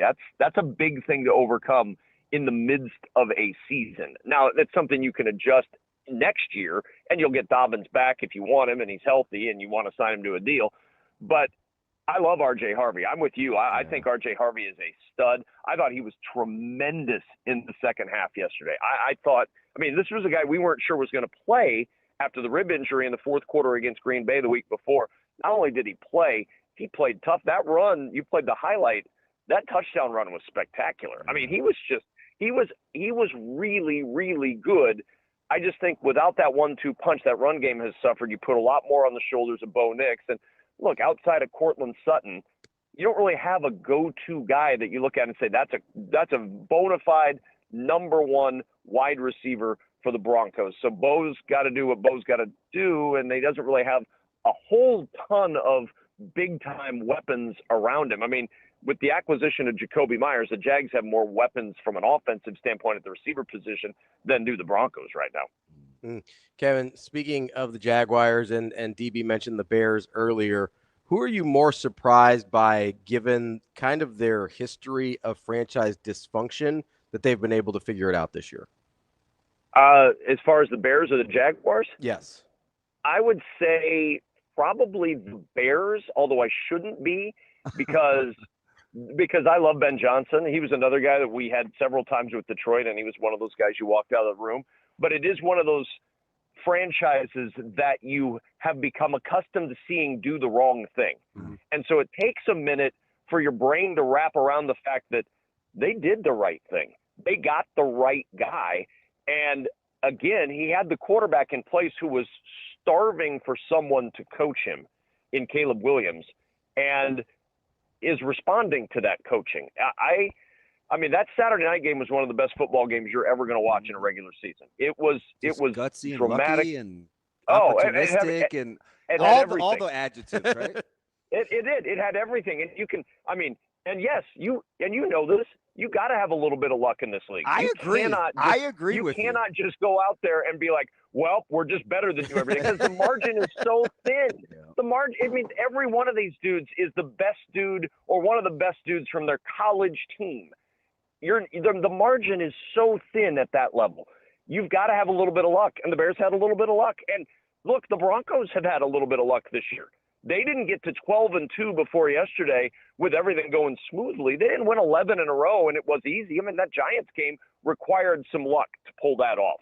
That's not a disparaging comment about anybody. It's just the reality of the situation. But to your question, Ravi, I would say I'm still a little bit more surprised by the Bears. Remember, the Jags were in the playoffs just a couple of years ago, and you thought with Trevor Lawrence that was a team that was going to start rolling.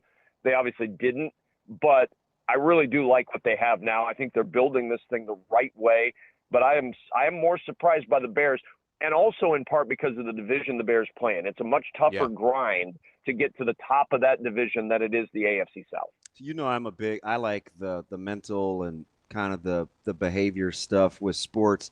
One of the things you hear about both Cohen and Ben Johnson is a lot like McVay, where the ownership group, when they entered the building, it wasn't just, hey, I'm a smart guy. They brought like a culture and a style with them that the building embrace, right? The difference between like Nagy or some of these other offensive guys that, or, you know, down in Miami, right? I don't have to tell you. The building bought into their mindset too. What is it about those two guys' deliveries when you sat down and talked with them that you thought was portable for, organization-wide philosophy? They relate to everybody. And I think that today's coach has to be able to relate better on an interpersonal level than Bill Belichick had to with his guys. Bill Belichick didn't have to be warm and fuzzy with his guys. And look, I don't think Liam Cohen is warm and fuzzy, but I think he relates. We talked to Devin Lloyd, and he walked us through when Liam got there.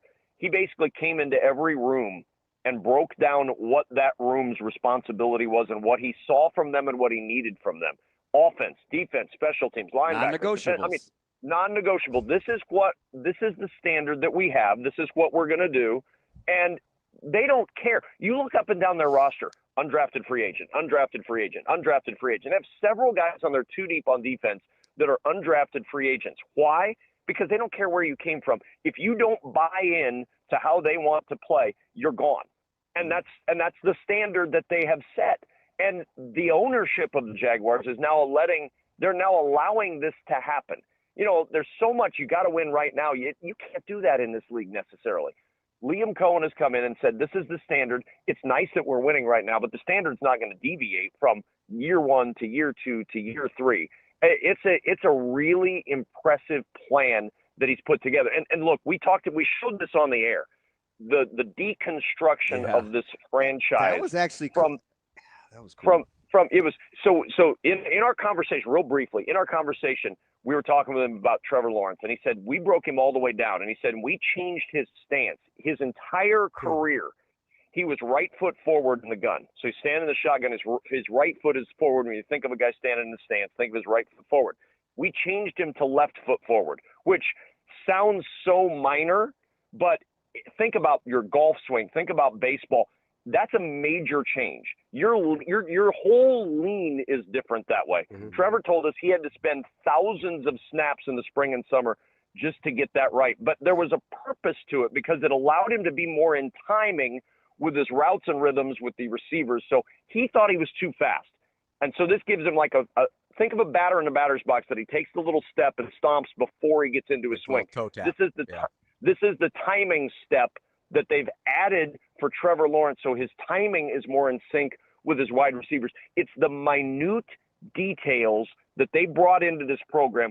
We showed last year to this year, and it's fascinating. Now, he's been bit by the drop bug, but if he only had half of the drops that they've had caught, his completion percentage would be somewhere north of 63% this year. The goal is 70%. But the drops have killed him, but the timing hasn't. I thought that was a fascinating thing. I had a whole conversation with our whole crew on Saturday, like, I don't know what we're going to do in this broadcast, but we've got to get this in because I think this just epitomizes what this program and this franchise wants to be. You've done this a long time. You know what good teams look like. This is a little bit of a different year in terms of consistency at the top. How important do you think a bye will be if you can't see a team, or can you see multiple teams winning 3 games in a row? I think the bye's big this year because I don't think there's a great team. So I think the fewer games you have to put your team out there for, the better you are. I think that's why in Week 18, if you see teams still having to play for a bye, that game's going to mean a lot more than it normally would have. Maybe you'd be like, well, we're in the playoffs. We'll play our guys for a half, and if we don't get it, we don't get it. I think it's going to be so significant this year to claim that number 1 seed and get the bye. That's why that loss by Denver really hurt them yesterday, because it kind of takes them out of the driver's seat of that now. If the Chargers win both games, the Chargers win the division. The Broncos are knocked all the way from what looked like the presumptive number 1 seed to a wild card spot in the playoffs. I think that's a significant disadvantage for any team, especially teams with young quarterbacks, but a significant disadvantage for teams in this version of the playoffs, because I think there's a lot of teams that are good.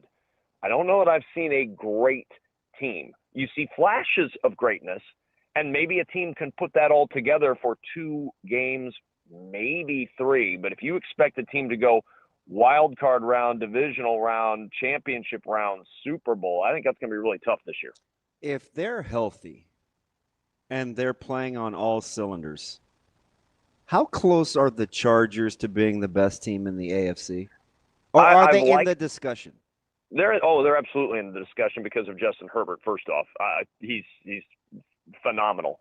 The way their defense has played lately, Damon, that's the thing that has surprised me a little bit about the Chargers. I think that defense is getting better and better. And I mean, look around the AFC. Who are the teams that are doing a lot of the winning right now? Denver, great defense, a lot of pressure on the quarterback.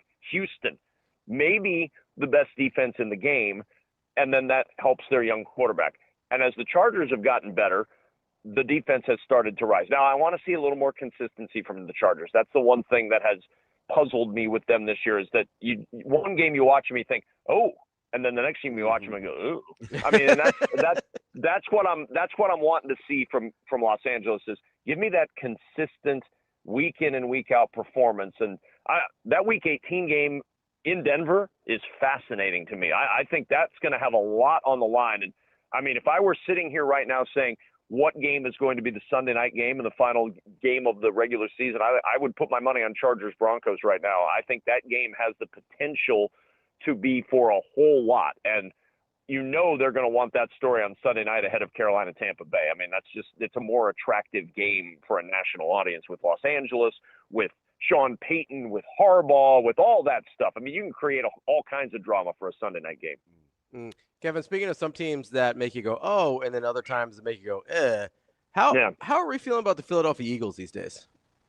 Another one of those teams. That's a very good poll there to say I mean, I don't know. I mean, and again, tell me who's good in the NFC. I don't think that. I mean, the Eagles benefit this year from being in that division. That's not a very good division. I mean, I think we have mutual friends who watch the Cowboys on the regular, and they don't do well with that defense, and I don't blame them. That defense has been rough to watch, and the Washington Commanders have fallen off precipitously. So it's a pretty favorable division to get finally a back-to-back champion in the NFC East. I don't love that Eagles team this year. Now, that said, they know how to win when they get into the postseason. So it could be one of those situations like we saw from Kansas City for a couple of years where the Chiefs kind of fiddled around during the regular season, and they got to the playoffs and went, oh, yeah, that's right, that's how we win in the playoffs. But I do think there are more flaws with this Eagles team than those Chiefs teams that I thought at times basically just experimented in the regular season before they got to the postseason. I don't feel that way with the Eagles. I think the Eagles have some concerns. It's just a matter of can they pull it all together when they get to the postseason. Health and A game. Who's the best team in the NFC West? Health and A game. If you're giving me full health, I'd probably say San Francisco. I don't know that they are going to be full health. And here's the thing. I think the NFC West is such a well-coached division. Yeah. I mean, McDonald is another tremendous young coach. And he approaches it so differently than everybody else, coming at it from a high school standpoint. I took a job at KPMG. I was getting out of coaching completely before he banged on the door and got an internship with the Ravens. So he's a story you can love. I think he's fantastic as a coach. I think Shanahan is still just a genius offensively. I think if it comes down to scheming, I put my money on Shanahan. And then Sean McVay, again, another fantastic coach with a quarterback who's playing out of his mind at an age he probably shouldn't be playing this well at. But I love the San Francisco. And again, you're giving me full health, so I've got Fred Warner, and that's not going to happen. So that's why I put that caveat on there. I don't get Fred Warner back because they're not going to get Fred Warner back. But if you're giving me full health, I take their roster. If you're giving me the current situation as it stands, I still think the Rams are the team to beat out of that division. So excuse me, Kevin, you brought up a couple guys there he choked you up over saying you did. I was just imagining a full health San Francisco team for the first time in years, and I got a little emotional there. Yeah, no, I don't blame you. It'd be emotional for the San Francisco fans too. It'd be incredible. I mean, it hasn't happened since Dre Greenlaw ran off the sideline and popped an Achilles. But you mentioned a couple guys, McDonald, you mentioned McVay. We were talking about Cohen and Ben Johnson earlier. And I'm fascinated because you get sort of peeks into these guys' personalities that most of us don't, right? Cool. And I'm curious, is it something when you're talking about, you can kind of see this and that, is it something you see in real time where you're like, oh, that guy's probably going to be a great OC, but maybe doesn't have the personality to do certain things? Or, can you see it in real time, or is it looking back in retrospect, you're like, oh, yeah, Cohen was kind of different? No, we saw it with Cohen in real time. We saw it with Ben Johnson in real time. Now, a lot of people saw it with Ben Johnson. Sure, so I think that was one that was, you could sort of be biased by the outside noise.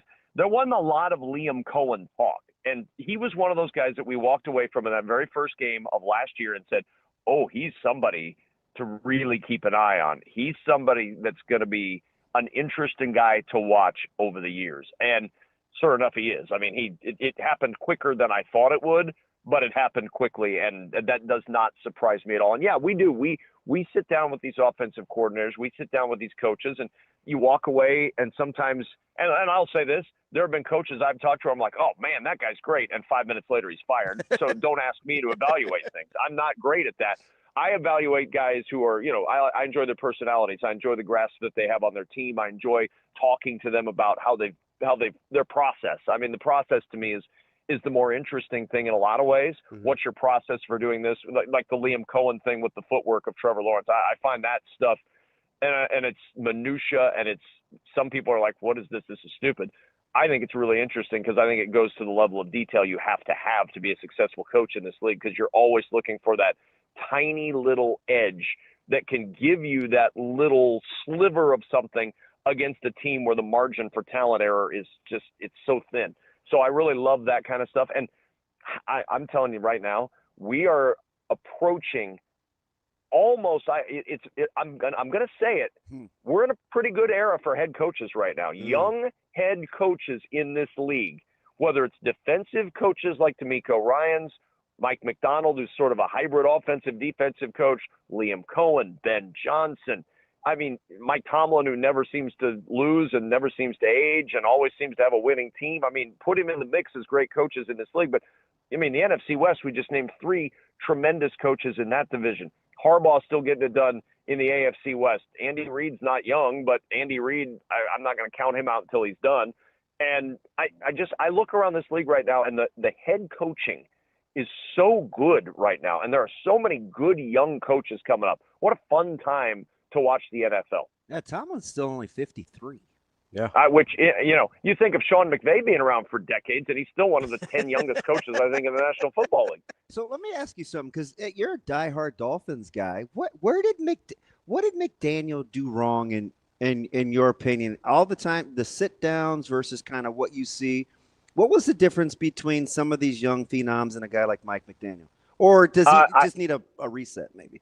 I think a reset is what he needs. Look, he built his entire offense around Tua, and Tua was not able to consistently be there for that offense. So if you've built your entire, like, for example, if I build my entire radio program on Damon Benning, who can't be there sometimes, and that's hard to build an entire program around a guy who's there once a month. Well, it's the same thing with Tua.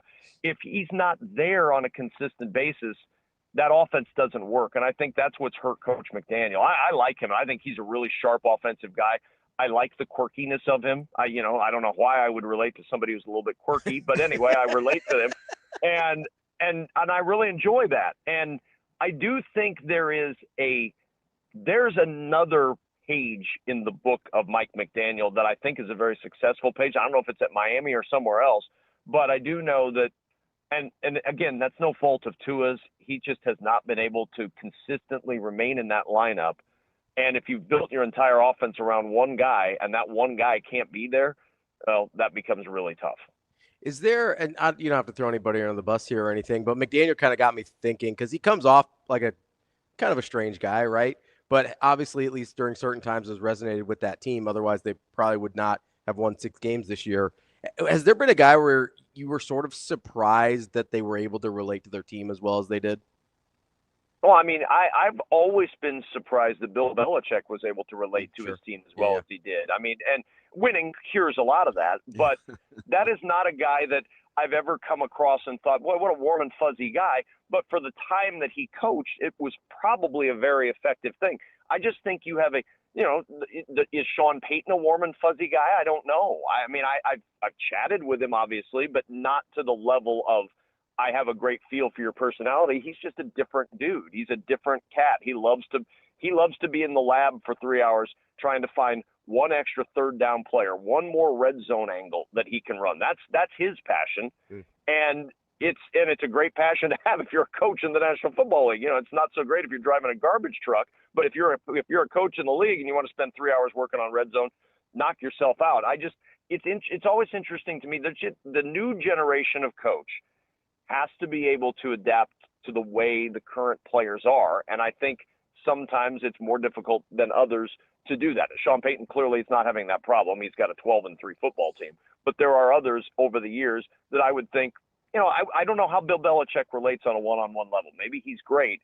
In the media, he's not. And that's something that, that's the only thing I have to go on is by how he is publicly versus how he is privately.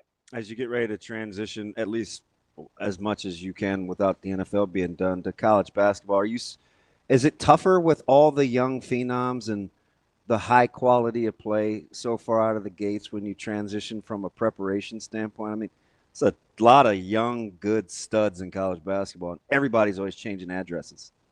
Yeah, no, and I like it. I think it's fun. I mean, the initial thing is you got to figure out who's where and what they do and who they are. But once you figure it out, it's a lot of fun. I mean, I think college basketball is in a really good spot right now. I don't think the situation is sustainable long term, but I do think that where we are today with rosters, we've sort of flipped the script. The mid-majors used to have the theory of get old, stay old, and you could compete in your third year with a roster. Now the majors are getting old, but the old comes from stealing somebody else's developing players and making them old by virtue of they're a junior on your roster in a first year. So I do I do think the level of play in college basketball this year has been good. I think it's going to be really good once we fully get into conference play, and I'm excited to see it. I look around the league at the conferences I cover. I get to spend a little more time in the Big 12 this year, which is kind of exciting for me. And so I've already been over to see Iowa State, and I think Iowa State's a very talented squad. And I think TJ Otzelberger's just an outstanding coach. I don't know how good the Big East is this year. I feel like it's not as good as it's been in years past, which gives Creighton a chance to figure out who it is. And I think we've seen that over the last couple of games that, surprisingly, and this will shock everybody who's watched Creighton, and I say that tongue-in-cheek, Mac's going to figure this thing out because he always does. And it looks like he's starting to with this roster, and that surprises me not at all. And then, of course, once Nebraska wins the Big Ten this year, it's going to be interesting to see who finishes second behind the Huskers. And I think it's probably, you've got Michigan State in the mix, you've got Purdue in the mix. Michigan looks like the second best team behind Nebraska, but you know what? It'll be nice to see when those two teams meet. That's probably for the Big Ten championship. I'm detecting a note of sarcasm here. The Huskers are unbeaten. They're a top 15 team. How dare you accuse me of sarcasm? And who's not living their best? Who doesn't want to be KP right now? Doing the Husker broadcast. That guy's got to be living his best life, doesn't he? That's a loaded question. Who doesn't want to be KP right now? I mean, come on. That's a loaded question. I love KP, but I don't want to be KP. Nobody wants to be KP. Can you imagine what's going on in that brain most of the time? It's a lot of bangaranging. I mean, there's a lot of bangaranging going on up there, and there is one KP, and that is the only way it should be. He is the absolute legend, and I don't want to ever. No, I don't want to be KP. He gets to be KP. Have you ever felt? That was unbelievable. Have you ever felt like you were going to pass out during a call, Kevin? Between KP and my man JB this year, it's been quite a season for radio broadcasts in the state of Nebraska. I have thoroughly enjoyed everything that's happened this year. The one thing, I like a lot of things about Bish. One of the things I love is listen, he knows his thing is officiating. My man has leaned all the way in to officiating. And now I just think it's hilarious. This isn't a bit. He truly thinks this sucks. I wish I could tell you that this is somehow different from when John and I hung out in college, but it's not at all. I mean, I'm always surprised that at one point in the middle of my wedding, when he was standing there as my best man, he didn't just go, "That's horse crap." No. He didn't like the officiating. That's not how the fouls go. That's not how the fouls go. It was my wife's uncle Jerry that was officiating because we got married twice. Long story, but he was officiating the night session, and I'm really surprised that either the day session or the night session, Bishop didn't just scream at somebody, "You're doing a terrible job officiating this wedding," and it would have been it would have not surprised me in any way, shape, or form. Look, I love John Bishop. He's one of he's my guy, and he's been my guy for decades and decades. It's all right, Kevin. DB and I have both been married twice too. So I was married twice to the same woman. It was a Catholic thing. Been around. It was a Catholic thing. I didn't. But you know what? I do appreciate, Ravi, that bus that you were piloting right there, just right over Damon Benning. I mean, as someone who's occasionally been on that transportation route, I appreciate that. Oh Lord. Well, I like you were talking about with John Bishop and how that's really who he is. I think DB can attest. I really am this big of a jerk off the air as well. He's a douchebag all the time, Kevin. No worries about that. That's one of the reasons I like him. I mean, he's honest. He knows who he is. He's like Liam Cohen. He knows who he is, and he's not afraid of it. And he calls balls and strikes. And if Damon's been married twice, he's going to mention that Damon's been married twice. So be it. Thanks, Kevin. Safe travels to Bloomington. Give D-Rock my best. I'll tell D-Rock about your two marriages. He'll be excited about it too. Jeez. Nice walk off. See you, buddy. Appreciate it, Kugler. Bye. Love that guy. He's something else. That is Kevin Kugler. Can you believe I think we're friends? Oh, I think so. I think that's safe to say. Yeah. I wanted to ask, I forgot to. Between November 1st and Probably middle of March. I'm wondering how many days off that man has. Not many. Certainly not any consecutive. No, because he's going from Denver to Bloomington. And I think he's got another. I think he has a game or two this week before football. If you count, you know, what I forgot to ask him is the flex schedule. Oh yeah. Damn it! I don't think Netflix is flexing. I think they're stuck. They can. I know that Christmas is locked. Yeah, there's got to be. They're stuck. Ooh, who's Kansas?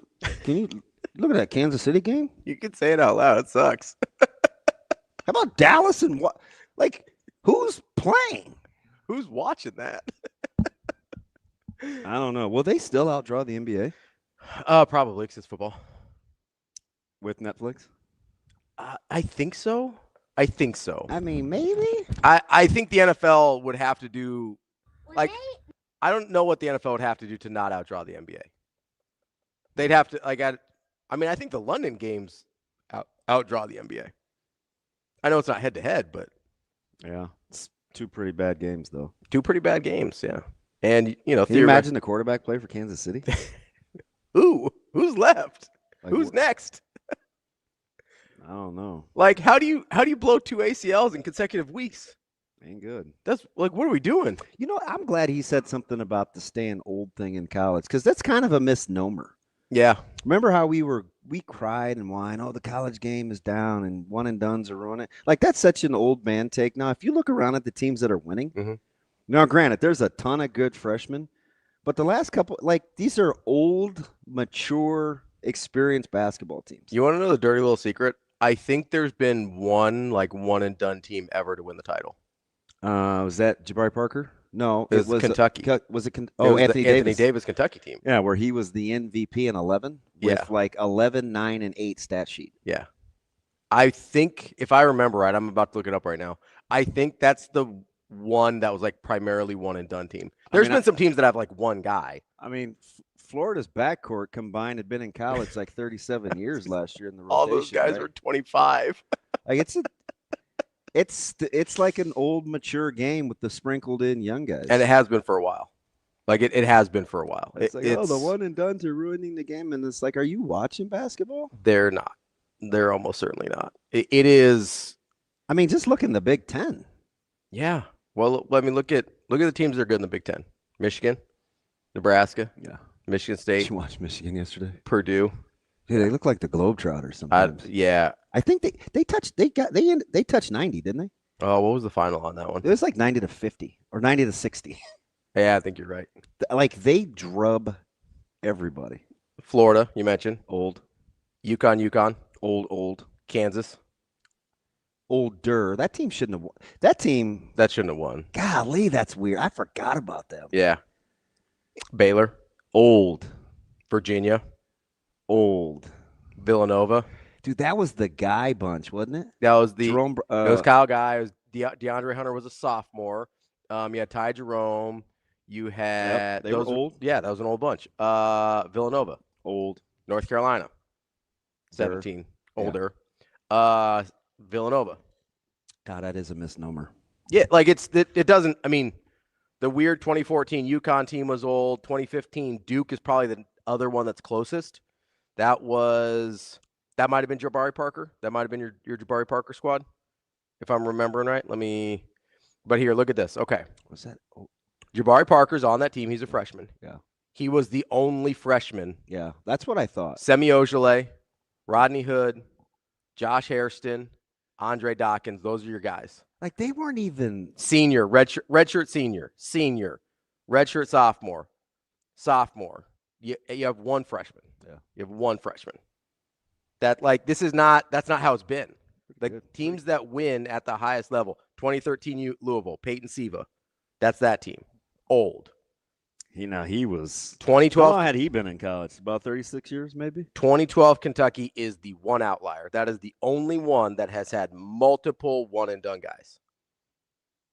I'm almost positive.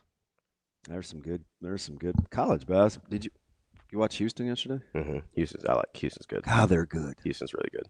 I like Kelvin Sampson a lot. Who's better, them or Iowa State? You talk about physicality. Yeah, both of them give me nightmares. You better be able to match that. And BYU's there too. And you're waiting on a healthy Kansas? think. Are you going to fight me if I take BYU over both of them? Yeah. Okay. I probably would. Okay. I can't look at BYU and say, they're a better team than Houston. And we watched what Iowa State did at Mackey. Yeah. No, I know. Yeah, I can't. Okay. I mean, I get the Debanza fog. I think so. When I have a hard time when I agree, like as a team, top to bottom, they're both better. I could just see Houston pushing BYU around. Yeah, I just have a hard time when I know. And that's not to say BYU doesn't play with some physicality, because they do have good size. I just have a hard time when I know the best player is on the other guy's team. Like I struggle with that, and I don't think there's like an enormous gap for the rest of the roster. Back to the Hurricanes football. I mean, yeah, kind of, but that was not. It was an exciting game. That was not a well-played game. No, I get that, but it was better played in the second half than it was in the first half. First half was very giving ugly. me Cardinals Steelers Super Bowl, guys. That game sucked until like the last 9 minutes. That was a horrible game. I didn't know you back then, so I don't feel bad saying this. I was definitely rooting for the Cardinals. Oh, I'm sure. I won it, so there's a couple reasons. I always really liked Larry Fitzgerald. Loved Larry Fitzgerald. Yeah. And I was a big Anquan Bolden guy. Oh, I like Bolden. Love Anquan Bolden. I like Bolden. So I was like, man, it would be cool if Fitzgerald broke through, and he had that long touchdown near the end there. That was like, I think that was the one that gave him the lead before. Like that was, I don't know. Bolden and Fitzgerald also both balled out in that game, so like that was pretty cool. I enjoyed that. You won. What do you care? Exactly. Big Santonio Holmes guy. I would say it's maybe one of the best. That might be one of the best throws in history. Yeah. Like full stop. Like I was gonna put a qualifier on it. That might be one of the best throws in history. Like when you add context and like that might be one of the best throws in history. I still don't know how it got there. Again, historically, and I like him. I don't love him. Big Ben. Yeah. Yeah. He is grossly underappreciated historically. Yeah, I mean, I think Ben was great. He was.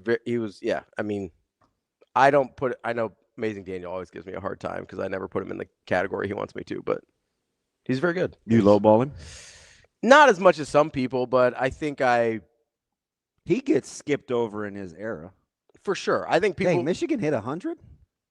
I think people would put. So it must have been 100 to 60. I think people would. Michigan is sensational. I think a lot of people would put like Phillip Rivers ahead of him. I wouldn't do that. No one puts Phillip Rivers ahead of Roethlisberger. That has any sense. I would say a lot of national people do. Fudge. They're like, oh, Phillip Rivers did this. It's like, well, he didn't though. I think they look at him as like, oh, a better player of the position sometimes, and I'm like, I don't know. That's a good point. I almost said Dan. Roethlisberger can make the throw, and the receiver gets the MVP.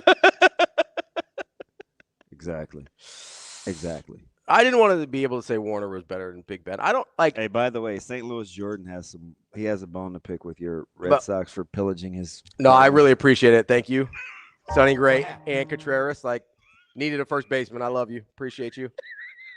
Speaking of a reset, that's what your Cardinals are in. It's fine. It's cool. This is gonna be fascinating to watch. I wouldn't say never. I haven't seen the Cardinals be bad. Yeah. In a long time. But it's sort of. It seems like the last couple of years they were sort of trying to figure it out and couldn't, and now they're just like, all right, we got to start over. Like it seemed like they couldn't retool on the fly like they normally do. Yeah. Am I gonna have to learn to like that song that they played in Lincoln for Diaz? Oh yeah, 100%. No, Timmy Trumpet, that's your guy now. I know. Jose Bueno knows this one.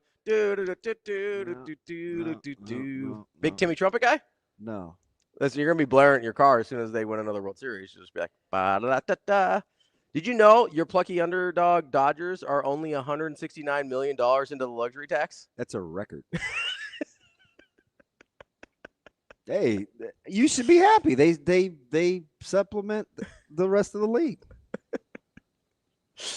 You gotta understand. I'm actually just jealous because the the scary thing is they were supposed to have had closers this year, and their bullpen was trash. So arguably the worst in baseball. That's sort of almost 30 blown saves in the regular season. I know that, and also the year before that they ran out of starters in the playoffs. Yeah, they were bullpen. No, I don't want to get. They did bullpen by committee in the World Series. Schaefer started. I will say it is hilarious to spend that much money and still have that big of glaring holes on 2 consecutive teams. It's like, you want to talk about fiscal. They can't keep anybody healthy. You want to talk about fiscal savvy with our guy Rule a little bit. It's like, hey, Dodgers, like maybe spend a little wiser here. But are you vibing with me though with the fiscal with Nebraska? You brought this up with him auditing after 2 years. I feel like Nebraska's doing the thing I was asking NFL teams to do in the offseason. Oh, about paying quarterbacks like you don't have to? Yes. Yeah, I know. You had several show in a row meltdowns over that. Where it's like, I think it's awesome. I still think I'm right, by the way. Shocking, I know. But it really seems like Nebraska's like, hey, we paid the quarterback. It didn't get us where we wanted to go. We didn't get the results we wanted. So let's try it a different way. And it seems like, I don't know if this is true, if you believe some of the reporting that some of the recruiting sites are on, that they're going to go with TJ and a couple guys to bring in for competition and probably spend half of what they were paying Dylan and use that other money to get every single lineman from South Carolina and Georgia Tech. And one of the guys I want him to get, I mean, it's predicated on him having a chance to win. Yeah, absolutely. I told him, I said, Coach Rule, he gave me the best exact analogy. I was like, he only has X amount of years left. He really wants to win. Like, this is a big deal. If you can convince him, this standard, and he's like, bro, that would be like me going on a date and trying to convince somebody that I drive a Corvette when I don't. I can only be me. I was like, good point. Maybe it makes people click on more things. I don't know. Good point. It'd be like me going to somebody and be like, no, I'm actually a really, really nice person. I'm not sarcastic at all. Yeah. So sorry. Might get you through the night, but then all of a sudden They'd you be gotta like, wait a minute. We've met you before. That's not. But I'm just saying, like, how good does the infrastructure have to be right now to get a guy like Barney to stay? Oh, yeah. Because it ain't going to be money. Yeah. Yeah. I mean, there's definitely people that will likely would pay Barney more than he's 100% going to get paid here. Did you just see Cole's deal? Yep. All right, then. I mean, that's a name that's Alex. That's a name that's been out there. I think that's because of us. Well, yeah. Or should I say because of you? What'd I do? Fudge. Sucker. What'd I do? I still love you. I just, go down lists of possible people and I say, that seems interesting. That's what I do. I feel like choking you. I only use publicly available information because I don't have any other connects, DB. No, that's ridiculous. It's ridiculous. I've never heard the term. I hate this guy. You can look at my phone. Nobody texts me. Not about anything cool.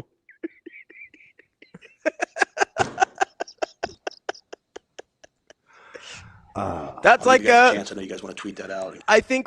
Listen, can I fake be mad at Kugler? Yes. Thank you. You can try. Well, I had a bad run of scheduling conflicts. Yeah. I'm here a fair amount, especially for what I do. Yeah, I think so. Listen, I've never complained about it, have I? I did hit a bad run though. So I'm tweaking. There's like tweaking. There's a couple times. Every time I hear tweaking, I just think of something different. So I'm tweaking. I think about that episode where we discussed all the ways you can do meth. That was TK. That wasn't me. By the way, we got into meth in my stop class. Yeah. Man, I know all the classifications. Into the discussion of it, right? Not like. I have no thoughts. Okay. Yeah. I know a lot. Yeah? Yeah. I know more now because TK let us know. Like that, like. Ugh. So do you know how many stops now are made that are like DUDs and that aren't alcohol related? Oh. So now they're like driving under some other influence? The influence of something else? Yeah. Oh, no, that's crazy. What is it? 30%. Well, that's a lot. It's high. Yeah. Yeah. Don't be high while you're driving. Don't do that. Yeah. That's a bad idea, guys. I was fascinated. I would pick to hang out with that guy. The instructor? Yeah. I would go up during breaks. Everybody else would leave to go smoke or go pee. And I said, hey, I hate to keep coming up to the podium. He's like, oh, God, what do you want now? I'm like, shoot, man, I don't have any adult friends. I mean, barely. I'm right here. I know. I see you every day. That doesn't count. I thought you were going to say you're not an adult. No. Plus, off here, you're horrible. Some would say I'm better. I wouldn't. Depends on your taste. Jeez. I'm an acquired one. Yes, you are. No question. He's Amazing Daniel said at least they're more likely to drive slow. Well, so we got into that. Oh, do you know? so, yeah. So do you know the accident that most people that do medicinal or recreational marijuana, what type of accidents they get into? What's that? Fender benders. Yeah, because they're going slow. Yes. Yeah. Yes. That makes sense. He was like, he's right in my wheelhouse too. He's a stat junkie. Oh, yeah. Oh, yeah. I was like, ooh, put that in the Rolodex. Although those questions will never come up on Jeopardy. They might. You never know. I might have smoked it too. I saw a Jeopardy category on my TikTok the other day, and it's so funny every time a sports Was category. it AI? No, it was. Or was where the dude couldn't get the $200 sports question? No, they actually got them all, but it was super funny because Ken Jennings was doing the category, and they got them all right eventually. There's a couple wrong ones in there that people cleaned up, but he acted like he was talking to a little puppy that like just didn't pee on the floor that day. He's like, "Oh, you guys did so good on the football category." And one of them was like, Shane heard pee on the floor and he laughed. No, man, it's different. It's sort of literally one of the questions. Down my leg and I injured the other one. That's most of the time. You just had that queued up. That's his favorite one. He's Always. always waiting to play that I mean, one. just in case it happens. Literally one of the literally Pissed down my leg and I injured the other one. literally one of the questions was just a picture of Bill Belichick, and it was like, who is this guy? Oh, wow. Getting tossed like a stir fry. Whew. It's good stuff. You gotta love it. Feel the tension in the air. It's thicker than wicks. I don't even know what that is. I don't either. What is thicker than Wix? I don't know what that means. Unless I think he's talking about government subsidy, right?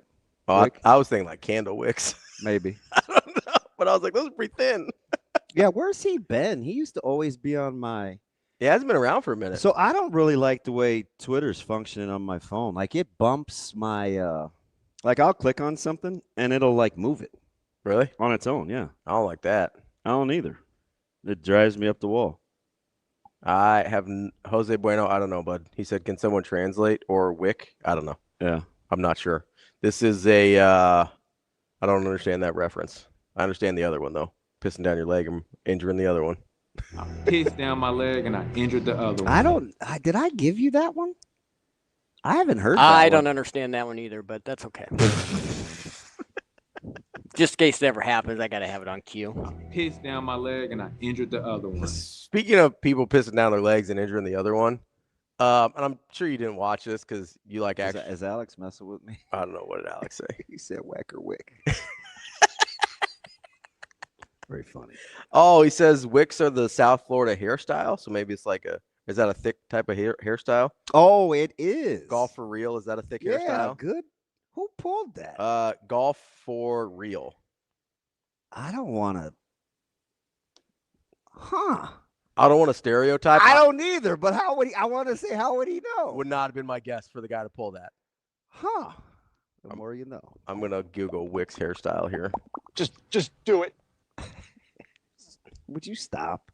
I pissed down my leg. Which, by the way, I have a question. Oh, yeah, that is thick. Yeah. That's exactly. I had to think. That's exactly. I knew right when he said it. Good pull. Wick locks. There you go. Good pull. Nice. Golf for real. Well done. No, Alex, Tiger Woods did not have wick locks. Tiger's back in the news. Oh, what's he doing now? Swinging the club. Got some opinions. Back again. I'd like to see him win something on the senior tour. Isn't that weird to talk about? Well, you only have to be able to hit the ball 200 yards. Just hit it straight. No, but it's weird to think of Tiger on the senior tour for me personally. Yeah, because what is he, 50? I mean, he's got to be close. He was, early 20s in 97? So that's 28 years ago. So, yeah, he's got to be pushing right at 50. T. Woods, he's 49. So, yeah. Ooh, about to be 50. Yeah, so because that's the cutoff, right, is 50? Gosh. He's a Capricorn. Ugh. Maybe that's what some of his problems were. Is he still with Vanessa? I don't know. I try not to pay too much attention to Tiger's love life. Let's go, baby. Woo. Yeah, he's December 30th. That's he's real coming up then. Happy early birthday to LT Gray. Belated? No, early. He's coming up. Belated means you're late. It's late. I wouldn't listen. A lot of people have lost Lindsey Vonn. I don't know if I'd call that an L. Tiger, I think he was high when he wrecked one of his. Well, he was on like sleep meds, right? Yeah. So that's that's high. Which is the worst thing that you can take if you're going to get behind a vehicle is Ambien. Yeah, don't do that. I learned that in my stop. If you take Ambien, don't leave your house. Yeah, I figured out he explained to me exactly what it's supposed to do. Yeah. Like fighter pilots used to do Ambien. Like it's Really? Yes. That seems unsafe. No, they needed to rest the body because they would go on these. Oh, you meant like later, not in the air. Yeah. Okay, I was like, that seems like a terrible idea, DB. Yeah. PK Subban didn't call Lindsey Vonn a loss. Big PK Subban guy? Yes, I am actually. Yeah? Yeah. Never played for a team I liked in hockey, but I'm a big PK guy. There you go. We've got on TV too. We've got a member of the team, Husker Radio Network, Jessica Coody, coming up next. Lots going on in Husker athletics. We'll talk to her here at the top of the 9 o'clock hour. It's the season of savings at Edwards Buick Chevrolet.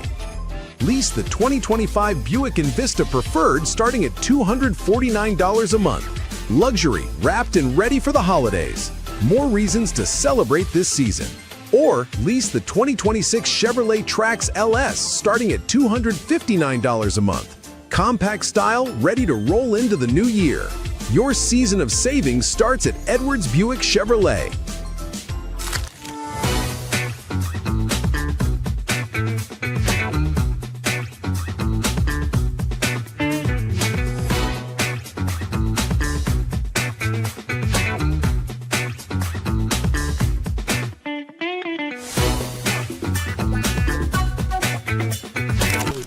Pretty good minutes since then. And, you know, sometimes the start of the game, mistakes you make early can really be devastating. In that particular game, we had 2 communication mistakes that led to open threes that if you clean those up, now they don't get off to that big lead and you're not fighting that uphill battle the whole time. So, you know, when you lose a 7 or 8 point game like we did, I can't remember what we lost by, 6-7, whatever it was to Kansas State. You know, we had live ball turnovers the first half. We had several communication mistakes, and when you show it to the guys through the lens of if you just talk on these 2 plays and we eat the ball on these turnovers, the 6-point loss becomes an 8-point win.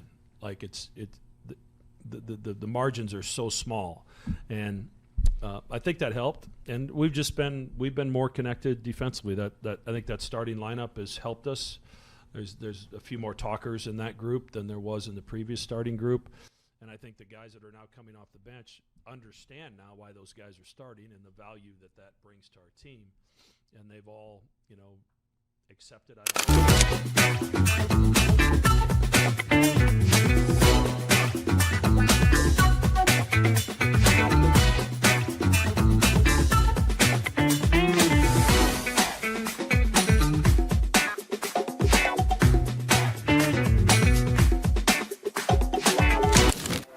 Aspirations can drive us. Sometimes a simple gesture is what fuels the pursuit of a dream.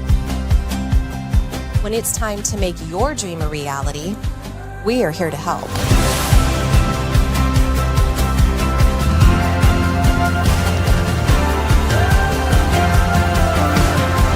Centris Federal Credit Union.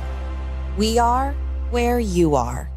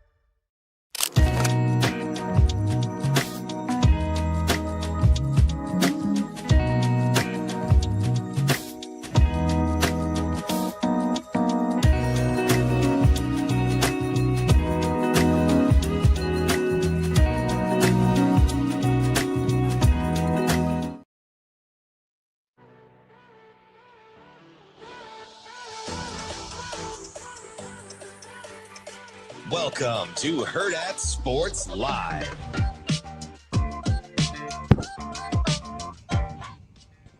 Welcome back, Hurrdat Sports Live, presented by Centris Federal Credit Union. That's DB. I'm Ravi Lulla here at Hurrdat Sports Bar and Grill. We are joined now by Jessica Coody of the Husker Radio Network.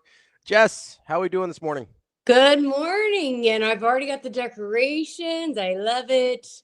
I'm at my parents' house in Sentinel, America, so I don't have the decorations, so you got a bookcase. So I'm glad I got some decorations going here. No Creighton Blue Jay Christmas tree?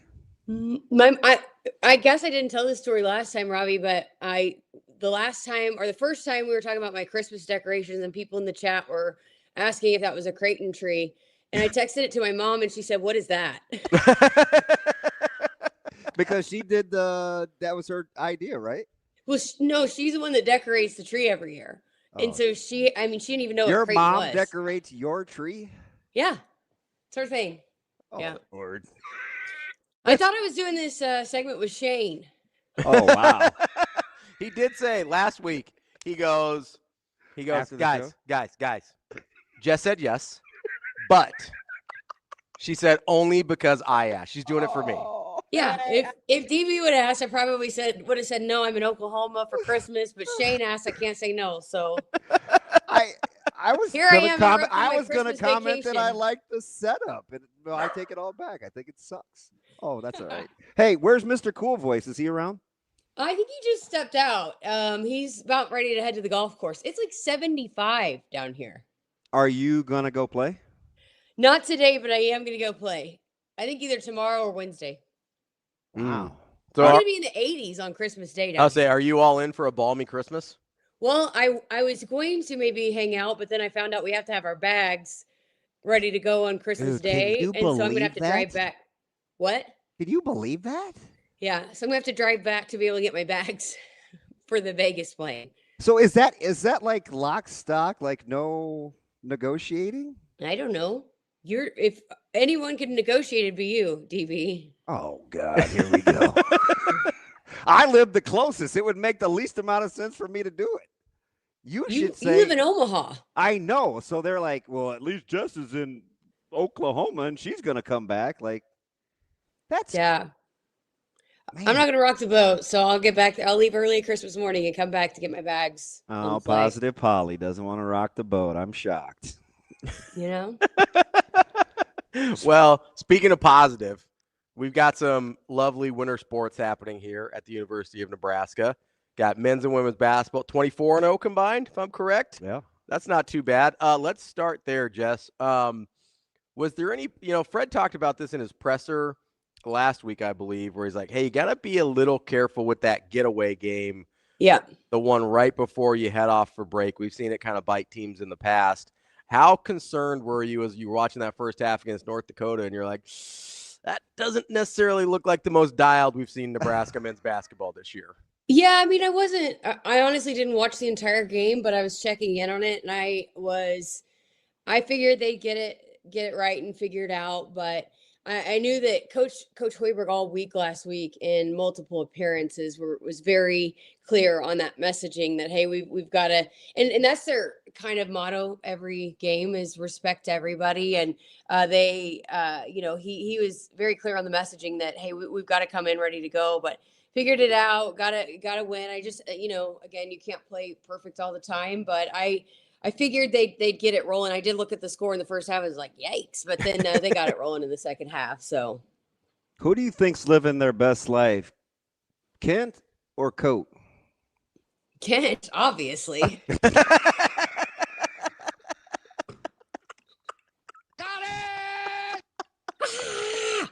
How worried are you about his health through the rest of the season? Oh, I think he is just thriving. I think he's good. Lord have mercy. Yeah. So, are you? I guess you guys have heard this story. He wears like it's an iWatch, but it tracks his heart, and there is multiple times that he has to take his watch off. So it's happened a couple different times where he's like scaring himself. No, the watch is telling him he's having like a cardiac event. Yeah, it's saying, hey, you need to calm down. Wow. And so he just takes it off. So I don't think that's the purpose of the warning of the watch. I don't think Yeah. you're supposed to just like, oh no, we'll just ignore that now. It's fine. That is incredible. Not surprising. Alert. And he's Yeah. like, we're cool. Hush. I don't have an iWatch, but I guess it does that, right? When your blood pressure's too high or something. Yeah, when it detects that I used to wear one. When it detects, I don't even have an Apple. When it we know. We know. We know. When it detects when it detects your heart rate's rising, but it doesn't think you're exercising, like you're not moving around enough for it to think you're exercising, it like warns you. It's like, hey, you might be a little stressed right now. Maybe take a few deep breaths. Yeah. Well, and then I think if your heart is beating too fast, which is what it was either last season or the season before, and the team made a comeback, and he literally took it off. So there's my dad. He's back. Have you allowed yourself to even think about Michigan State for basketball in the second yet? Yeah, because my dad is and mom are coming up and said that they wanted to come, and I'm so glad that I asked for tickets before the Illinois game because now they're like ridiculously out of control. So how did they? Oh, there's my dad. Dad, come say hi. How did they not get tired of you? Hello. Hey, Lean down. Mr. Cool Voice. What's Hello, up, buddy? How y'all doing? Good. How are you? I'm getting ready to go to the golf course, so I'm good. All right, you swing it well. I plan on it. I guess. All right. Hi, Dad. Oh, no pat on the head. No, that's cute. I wish my family liked me. That's must be nice. It's different. Where's your brother? I think he's coming down today. Is he? How far is he from you? Like an hour, I think. Oh, geez. It's kind of an eternity for you two, isn't it? Well, it's closer than what it is when I'm in Nebraska. Positive Polly. All right. How mad should I be about wrestling yesterday? Or is that just I'm a little upset. I'm not gonna call it the Coody curse because you talked to Brock, but I mean Vega deals him fits. Yeah, and Vega's good, and and going into it, Brock had talked about that, but if there's any guy in that lineup I'm really not worried about figuring it out is Brock Hardy. I mean, I think he's probably super disappointed, but I think he'll get it figured out. And the next time around, they probably are going to wrestle again at some point. And I think it will be a different kind of outcome. But man, Oklahoma State is young and they were fearless yesterday. But I think for just that group, they've had some injuries. They still are trying to figure out 125. It's just they've had a bunch of different guys, and I think they see some things they like out of all of them. And when they're wrestling in duels, and then they come and they go in the wrestling room, and then they beat each other, and so I think they just are not sure which one is going to give them the best chance moving forward. Obviously, you just got Chance made his debut yesterday, so I'm a big Lamer guy. Yeah, his kind of was different watching his style. It's like he kind of like stalks like a dinosaur a little bit, but I think he's obviously that was his first time back, and so I think he's going to be good. And you obviously didn't see AJ Ferrari yesterday, and so I would not be concerned as much as they wanted to probably win that thing in front of their home crowd. I think again, this is not a team that's they've got some older guys in the lineup that I know they're trying to manage a little bit their workload. And then they've been hurt. So they're trying to figure out a couple different spots. And so I think they'll hopefully get it, worked out. The thing is there's no rest for the weary once you get into Big Ten because, well, everybody's good, but they've got a lot of the big boys on their schedule. And so you're going to have to be pretty sharp. And the thing about wrestling is you have to be able to, it's not like, oh, well, you just got to get hot in March, and like a basketball team, even though no matter what your seed is, but the seeding is so important in the national tournament, and what you do over the course of a season is determined by that. And so I think for some of these guys, when you look at seeding in the national tournament, you got to start winning some of these and making some moves there. But I'm not concerned at all about them losing a duel in December. I think Coach Manning obviously knows what he's doing, and I'm not going to question what he's doing. And I think they've just had some little bits of some bumps in the road here early that they're trying to work through. And so I think they'll be all right, but you got to get it rolling early here with some of the duels you got coming up in Big Ten. So that's for sure. My man crush this year was easy, and I have zero objectivity because I've been a fan of his since he was a kid. I'm Team Ziola. It was awesome seeing him run out and like had a huge smile. He got a huge roar from the crowd. That was really cool. So I mean, how good must he have been? And you talk to these guys because I think the thought going in was potentially to redshirt, but AJ's been in and out of the lineup. Cade's winning weekly awards, just stepping up to the plate. Probably going to be a tough guy now. You're almost pot committed. Yeah, and I mean, depending on what they do moving forward, it's always something you can redshirt guy. Ridge did that, and ended up coming back better for it. That's it. You think about a guy like Brock Hardy, some of these guys that are unbelievable, going to have a chance to go on and maybe wrestle in the Olympics. And then you look back at what Ridge Lovett did last year. Yeah. That was not an easy thing what Ridge did last year. Jess, as you kind of look at this team, obviously there was a lot of health issues earlier in the season, started to get healthy. We saw them against North Carolina and then Oklahoma State over the weekend. How, assuming health, which I know is a dangerous game, like you mentioned earlier, you trust Coach Manning. Is there anything else outside of health that would give you any bit of pause with the wrestling team this year? No, I think maybe a little bit. I'm not going to question it, but maybe just because so many of these duels start at 125. And if you don't put a guy out there that is going to, and I just throughout the course, I'm not by any means like a wrestling expert, but over the course of talking to a lot of these guys and Coach Manning, setting the tone in your first match out there, your first bout is so important. And the crowd never got a chance to get into it yesterday, really. Yeah. And then you give up bonus points there to start. It's just, it's just not an ideal way to start. And so I think maybe if they don't get 125 kind of settled and where you feel confident with a guy going out there and setting the tone, I think that's why against North Carolina, I don't know. I didn't hear if this was the reason or not, but I think that's why you saw 157 out there and Antrell Taylor kind of setting the tone against North Carolina on Friday night. Especially at home in that kind of environment, that would be the only kind of concern for me is just kind of getting the energy and flow early and then kind of building off of that, because the guys always talk about, seeing what the guy in front of them did and how sometimes that can really juice them up. Or if you're kind of going out there and bonus points, just giving up, I gotta, I maybe gotta do more.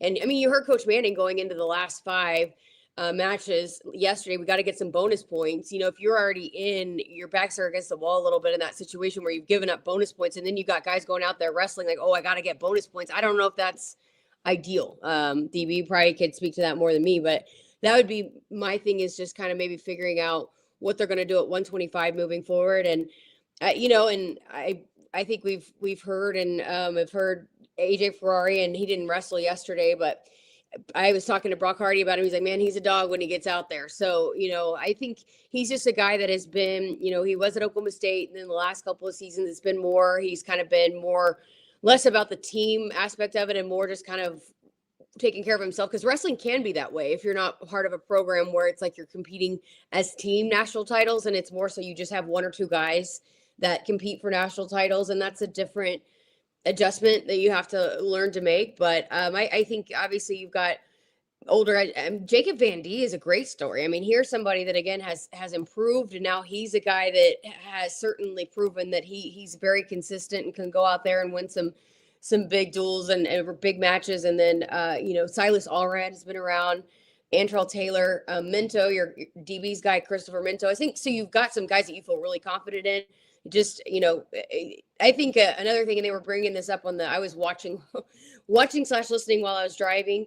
Don't tell your class instructor, DB, but I was on the wrestling match. They were talking about that with Nebraska last year. I think you saw, especially at the national, in the NCAAs, they came out there and it was like just a different kind of intensity and sense of urgency. And they were the hunter, right? Well, now they come in, they have this finish last year. They've got all these guys coming back. They're number 2 in the country. Teams are going to want to hunt you. And so you have to flip that mindset of, hey, guys are going to come out here every single week. And I think that's, again, going back to Ridge Lovett last year, he was that guy, yet he still dominated. And so I think that's where you've got to learn that mindset of, hey, I'm not the hunted anymore, or I'm the hunted, not the hunter. And so flipping that mindset, but I'm not concerned. Again, it's December. It's like if Fred Hoiberg, if the team was playing their best basketball in November, it just is, it's all about building. But I do think once you get to January, they've got one more, and then it's all in on Big Ten, and you got to start getting it rolling and building as you head towards March. Let me transition to football. They're putting us to work right away, going right to the practice site on Friday. You've got a chance to get a bit of a head start. You want to start with kind of a couple of the assistants and what your takeaways are so far, as they've kind of made their debut on Husker Sports Nightly. Yeah, so we've had a chance to chat. Kyle did interviews, and then I was doing another one for the social team, and so we both got a chance to chat with all of them. I chatted with Coach Teasley on Saturday, and so I think Jeep Wade. It's funny because when I was at Oklahoma, Bill Bedenbaugh was the offensive line coach. They won the Joe Moore Award the year that Kyler Murray won the Heisman, and then they were like second and third for like 3 years in a row, and just that it was kind of similar messaging. I was sitting there listening to Jeep Wade and hearing a lot of the things that I used to hear from Bill Bedenbaugh, and I kept telling people once I talked to him, I said it on the air multiple times on Sports Nightly, like Husker fans are going to like what they hear from Jeep Wade. And I just, the mentality part of it, I think he's a really good teacher and developer. And then I think the way that they brought in Lonnie Teasley so that they're able to continue to develop, because there's a lot going on in practice. For those that haven't been out there, there's like 2 fields going, and you've got one set of offensive linemen on one field. And so that young development is so important. And so they're going to be able to tag team a lot of that. I think that was just, and then they speak Coach Rule's language. They obviously understand Coach Rule. When I talked to Jeep Wade, I asked him about his mentors, and Matt Rule was one of those guys that he's learned a lot from and has had a relationship with and gone and learned from throughout the years. And so there's a guy that's already, that's on the same page with Matt Rule. And then I actually was also at Oklahoma with Roy Manning for a couple of years. And you want to talk about a heck of a recruiter.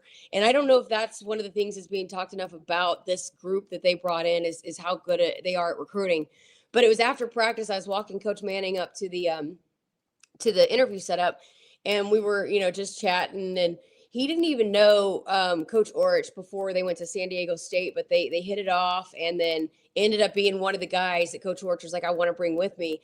But we were talking and joking, and I was like, he's unlike any defensive coordinator I've ever talked to. He goes, no, you're exactly right. I mean, and just because of that, players really, really relate to him. He's very, very good at identifying, instead of like, hey, no, this is our scheme. This is what we're going to do, and you're going to fit in our scheme. It's more so what is it that our guys can do best, and then we're going to build around that. And so I think that's just hugely important, again, because you can't guarantee that you're going to get these cookie cutter guys that you can just replace every single year into what you want in your scheme. And so finding out what they do best, and then identifying that, and then also they don't beat themselves, and that was another thing that I talked to Coach Manning about and Coach Orich about. They're not going to, that's something that you implement, you starting now, and then come the fall, and it's, you don't give up the big plays. You don't get, it's just a very smart kind of play of football, and they instill that in their guys. So I'm really impressed. I think you got 4 guys that fit the culture, understand Coach Rule, what needs to be done here, and also a great amount of appreciation for what Nebraska is. I mean, I think all of them had mentioned at some point or another when they were growing up or playing, admiring, especially the 2 offensive linemen, admiring what the pipeline did here at Nebraska in the 90s and being a part of that. And, Roy Manning's familiar. He played at Michigan, coached at Michigan. So is understands the Big Ten and rushing the passer at this level. So I think they're really exciting. And I think it's been cool. You saw on Saturday, DB, but I've been out to a couple of practices, the way that they've been able to jump right in and get involved in practices. So Coach Teasley was supposed to interview with us on Friday. We were supposed to Kyle was supposed to get one, I was supposed to get the other, and then we were going to switch. And Coach Teasley stayed extra to work out with some of those young offensive linemen, get some extra drill work in, so we ended up missing out on getting him because then they had to go to meetings. But I think that speaks volumes too, that he's been here, a week and not even 2 weeks, and is staying extra, and the guys want to stay extra and work with him and do some extra drills. And so I'm super impressed early on here. I don't think not all of them are going to be in Vegas coaching, but the fact that they're able to be here throughout the practices and the preparations and already get a head start in knowing the guys and getting to build those relationships, I think is huge. Yeah, I thought it was interesting because how I think, and being around those guys all the time. One of the things I was curious to see is the chemistry and kind of camaraderie early between the offensive line, because that was such its own animal under Donnie. It was refreshing and kind of cool to watch the interaction and the early buy-in. Yeah. And again, I don't think it's anything where, and Coach Lulla has been nothing but complimentary of Coach Raiola. And I talked to, Jeremiah Searles about this. Sometimes it's just about getting a different kind of voice in there. And, those older offensive linemen that just are graduating or have graduated the last couple of years were the ones that were here when Coach Raiola was here. And then you got a lot of young talent in that room. And so and then you never know in terms of, just the communication between Coach Holgerson's offense and then, how that works and just fitting what the guys up front are going to do with what they want to do overall as an offense. And so, but I think got a heck of a hire, and you can tell just the way that Coach Rule talks about Coach Wade, how excited he is about them. And I think just the way they spoke about it too. I mean, there's no doubt they love Coach Raiola, but I think already the way that Coach Teasley and Coach Wade have been able to get in there and earn a lot of the respect and trust from some of those guys, it just, I think, speaks volumes to the kind of teachers they are, that guys are already buying in and appreciating what they've already done to kind of get to know those guys. And because they love Coach Raiola. They absolutely love Coach Raiola. So the fact that, you're kind of being able to make these seamless transitions, but I think that goes back to the way that they're able to build those relationships. I think it goes back to also when you have that recruiting conversation and, when they're going out and talking to these potential recruits. I think you can already see why they're so good at that, because of how they're already able to establish those relationships with the guys on the roster already. Jess, as you got a chance to talk to Jeep and Lonnie a little bit, they've got these reputations as great recruiters, right? Were you able to tell kind of some of the things that maybe would resonate with high school kids and maybe transfer portal guys that have made them so successful in that area? Yeah, I mean, I think relationships, and it sounds so cliche and everybody says that, but there's some people are better at it than others.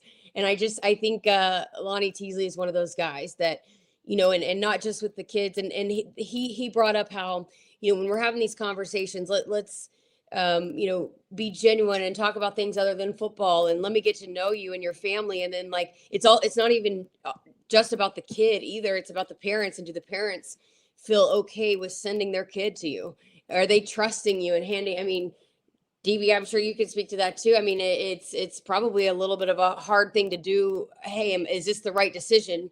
How can I trust that this is the right move for my kid that I've made, basically help make all the decisions for 18 years or whatever that might be? And so he makes sure that he's, establishing those relationships, not just with the kids, but with the families, and getting to know them and investing in them outside of just, hey, I'm a really good football coach and I can get you to the NFL. It's more than that. And it's, he's convicted about that. It is more than that for him. And I could truly tell that just in one conversation. And I think the proof is in the pudding with how he's recruited and the guys he's been able to recruit, that it's not just speak. It's not just words. It's legit. And so I think a lot of them are like that. And I also appreciated kind of the characteristics that they were looking for and in guys. And also, I think Jeep's going to be able to have, this draft, he's going to have a couple of guys that he's going to be able to point to and say, look, I helped develop those guys and now they're in the NFL. So that's always a big, important part of it too, is, hey, and I think going back to, again, I know I keep going back to that, but at Oklahoma, they had, how many guys now are starting in the NFL that they were able to point to and say, hey, look, no, we can do it here. And I think now Jeep is going to be able to say that too, because what he's done at Georgia Tech, but he's going to be able to continue to put guys in the league, which is also very important to these recruits.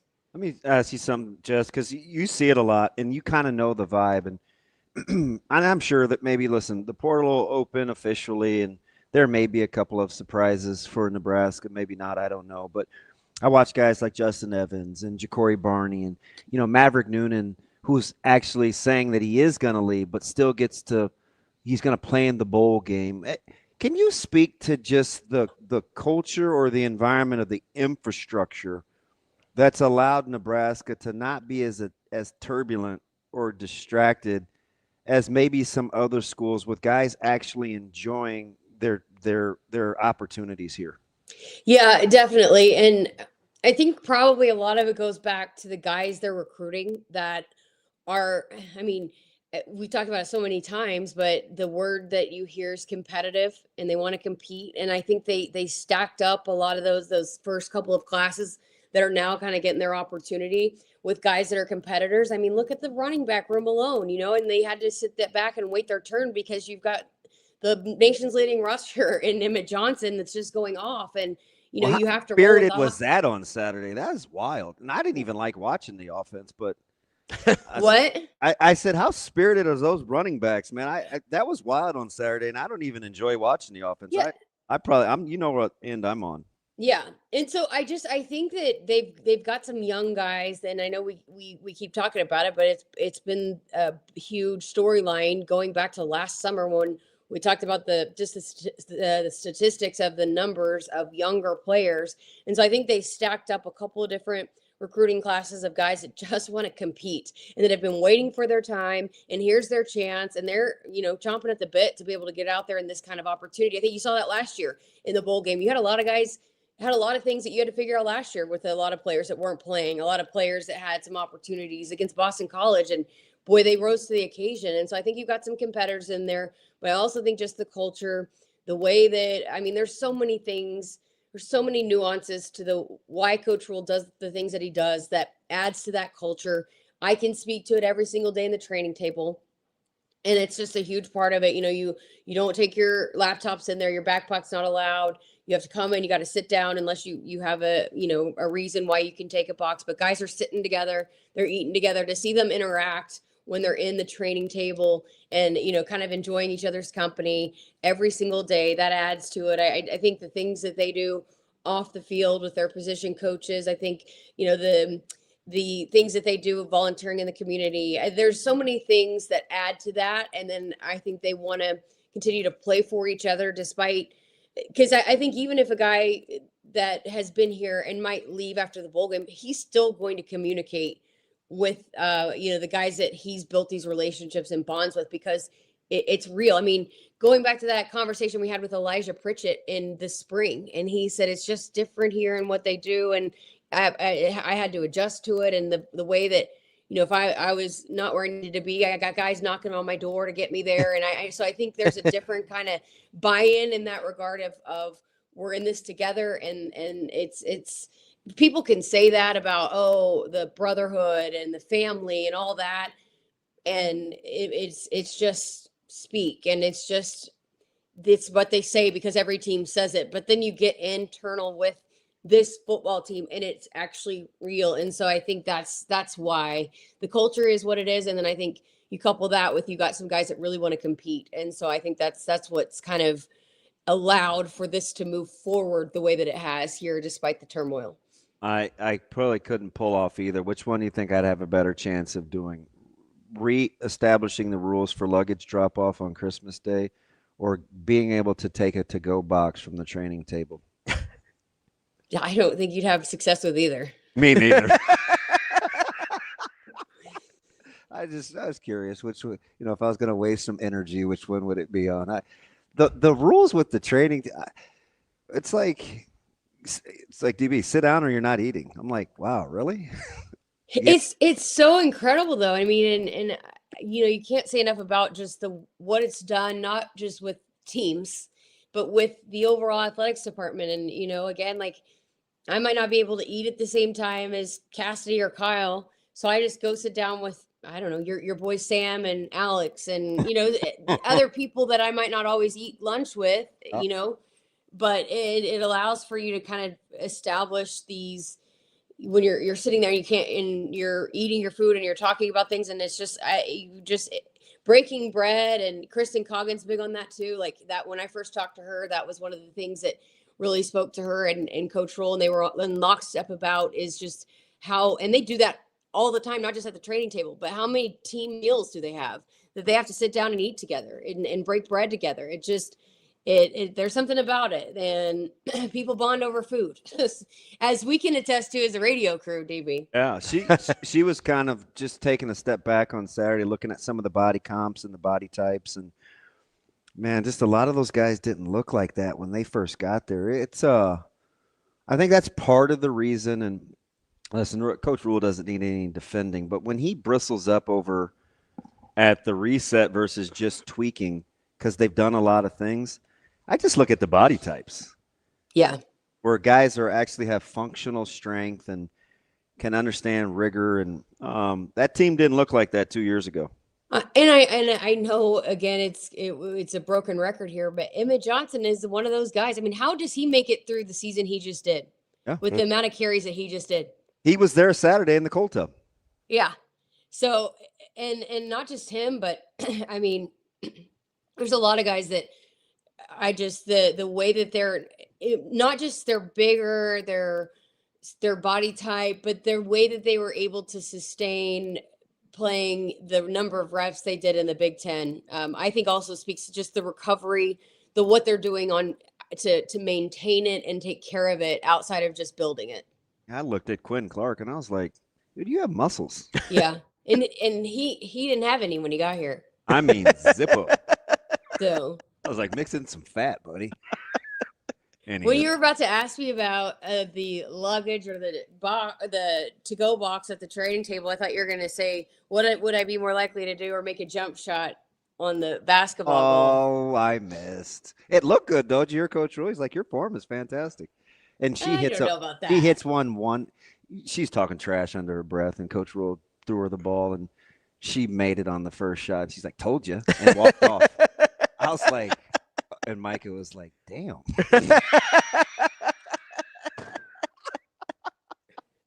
Where were you headed? Were you going to do the interviews?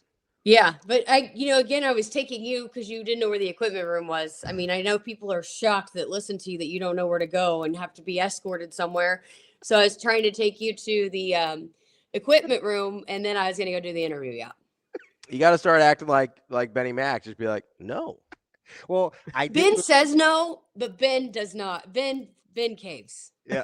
Well, it's why I almost fell over the one time he told me no when he didn't want to go to the media room with me at Pasadena. He was like, no. I was like, wait a minute, you answered too quick. But anyway, I got him back though because Jess did trust me with the luggage tags that I have to give to Ben here. Hopefully you get them to him. I will. Texted the group. I said, I don't know if this is a smart idea, but Ben DB's got your bag tags. It's fine. I'll get them to him. There you go. Appreciate you, Jess. Jess. You're not going golfing until tomorrow? Probably not. What are you gonna do? So your dad's going by himself? Well, he's got a group that he plays with. I mean, my dad's like the club champion. Oh, of course. Oh. The ambassador. He plays all the time. He plays all the time. He's got a group that he plays with. They play like these games. It's like a daily deal. He's like living the dream in retirement. But we've got shows that we got to do, and Kyle's leaving to New Jersey, so we've got to get some work done here. So I won't officially be on Christmas vacay till tomorrow. Yeah, I can't. I'm still trying to figure out. Never mind, but I can't believe we got to go right to work from the plane. Oh yeah. Great. Yep. Looking forward to it. I hope it's miserable weather. That's all I know. Why? Because I don't know. If I'm gloomy, I want everybody gloomy. Well, listen, the weather in Vegas can't be any worse than what it was when we were doing those with a blizzard on Christmas Day in New York last year. Oh, how miserable was that? I was like, so how cold. am I going to keep my teeth from clicking? Maybe close the window. That's a good start. Remember sitting in the gym at Fordham? Like, just warm up? Yeah. Oh, it was. We did Sports Nightly in there because I was like, I'm not doing this outside. it was miserable. All right, Jess, thanks for the time as always. Hope you have a Merry Christmas and Happy Holidays, and enjoy the trip out to Vegas. Thanks for having me on, guys. Merry Christmas, Happy New Year, and bye, Shane. Oh, God. Bye, Jess. Bye. Jeez. Nonsense. Are you happy Nonsense. over there, little buddy? Are you so All happy? right, have a good day. Bye, Shane. Are you so happy, little buddy? He's like, I hey. don't know what you're talking about. It's like, hey, guess what? Guess Is what? it safe enough now to look at the forecast? Guess what Jess said? You look at the forecast. I'm going to tell people what they need to be doing this week while they've got their family in town. That's get tickets to Omaha's brightest holiday tradition. Bright nights at Lawrence and Gardens with incredible light displays, model trains, and thousands of poinsettias. It's festive fun for everyone. Timed tickets are required. Get yours at lawrenceandgardens.org. All right, I think we should be okay. What's our weather like? Well, All what's right. your weather like? I'm not going. So rainy and 50, sprinkles and 56 on Friday, Mm-hmm. 52 on Saturday, 50 on Sunday, sprinkles and overcast again. Monday, sprinkles and overcast, 57. Tuesday, 60. Damn it. Wednesday's sunny and 60. That seems more sprinkly than I was expecting in Vegas. Yeah. That seems pretty aggressive for Christmas.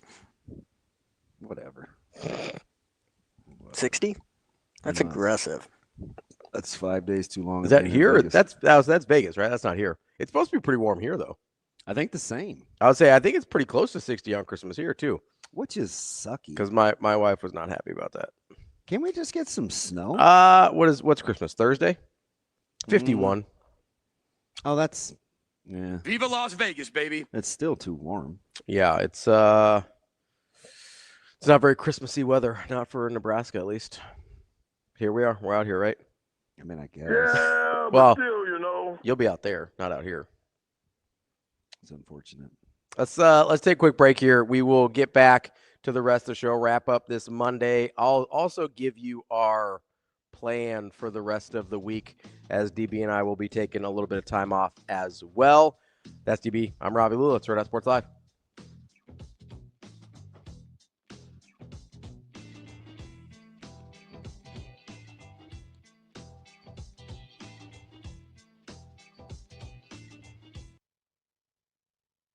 It's the season of New Tradition sales event at our brand new Edwards Kia Council Bluffs location. Lease the 2026 Kia Sportage EX starting at just $249 a month. Brand new showroom, big holiday savings. Or lease the 2025 Kia Telluride S starting at $329 a month. Or finance at 0.9% for 60 months. Plus, every new purchase includes a free electric scooter. Don't wait. Celebrate the season at our brand new Edwards Kia location in Council Bluffs.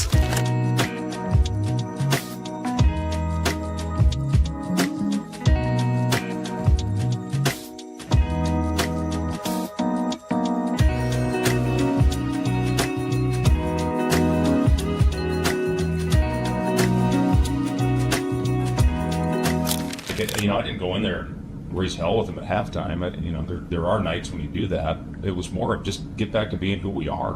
And, we showed them several examples, clips on our halftime edit. And, that first possession, we get a layup just with movement, and that carried over throughout the entire half. We did a good job getting to the free throw line in the second half as well. But, yeah, that first half, that's not who we are. And again, they were in there, they were packing it when the ball wasn't going in, they stayed with it. If we make a couple of those, and that's going to loosen them up and get hopefully get us going a little bit more into the paint. But, I thought, again, with making the adjustment of having Burke more as the playmaker and Rink putting him more in the action, I thought that helped loosen things up.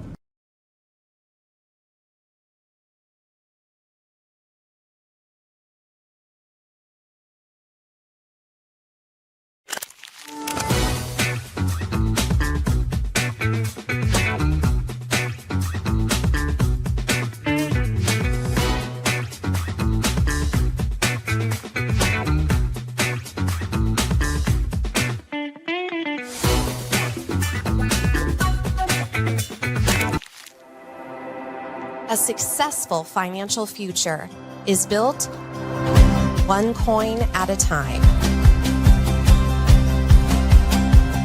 Whether you're just starting out or a seasoned saver, we've got the financial resources and team of experts who will be with you every step of the way. Centris Federal Credit Union. We are where you are.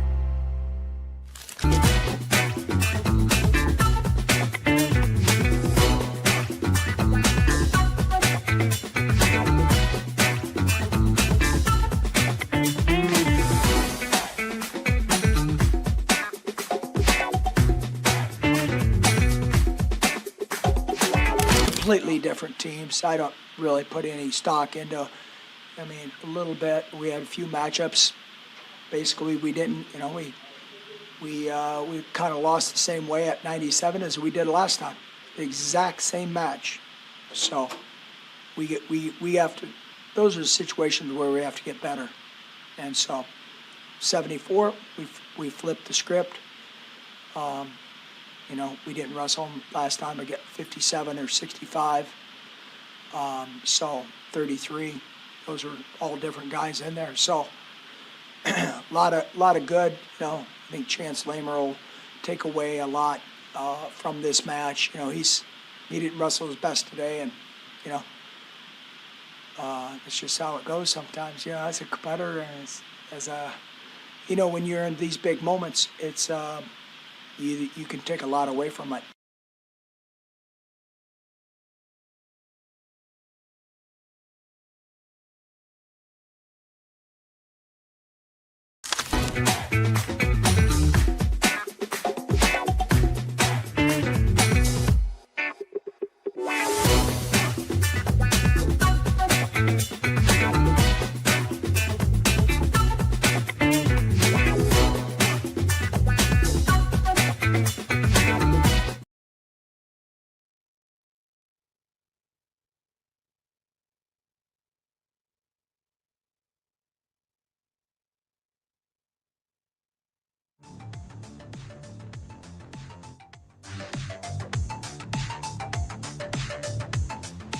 You're listening to Hurrdat Sports Live.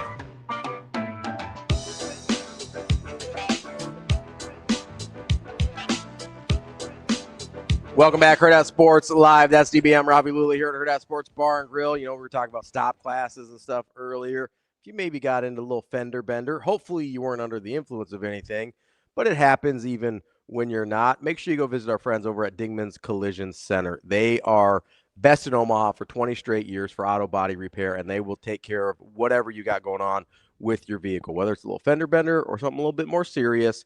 They have cutting edge technology and experts on their team to make sure every repair is done safely and to the highest standard. Go check them out, dingmans.com, to learn more. Shane, today is your day.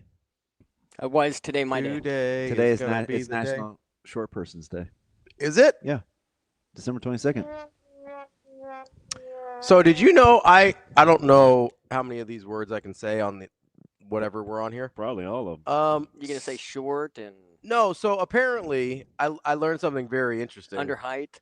That... What is under height? It's low leverage. Low leverage? Yeah, that's right. Natural leverage. Natural leverage. Natural leverage. Yes, that's 2K.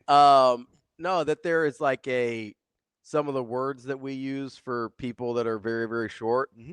Some of them are like actual medical terms, and like some vertically challenged, and some of them are just like a thing we say. And depending on whether or not the person has the medical condition of like dwarfism versus something else, then sometimes it's offensive, sometimes it's not. So it's real hard to tell, man. I told you my buddy, JD, was diagnosed with primordial dwarfism. How tall is he? He's yoked. It doesn't matter. I mean, I'm just curious if there's like an upper limit on. JD is probably. What does primordial mean? I don't know. Google it. Primordial dwarfism. What is? He's probably 5'5". Oh, so that's not that. I mean, it's short, but it's not like when you think of dwarfism, you're not thinking above 5 feet tall. Yeah, you look at his frame. Remember taking a picture with JD, Shane? Yeah, he looks small compared to me. He's yoked. Yeah.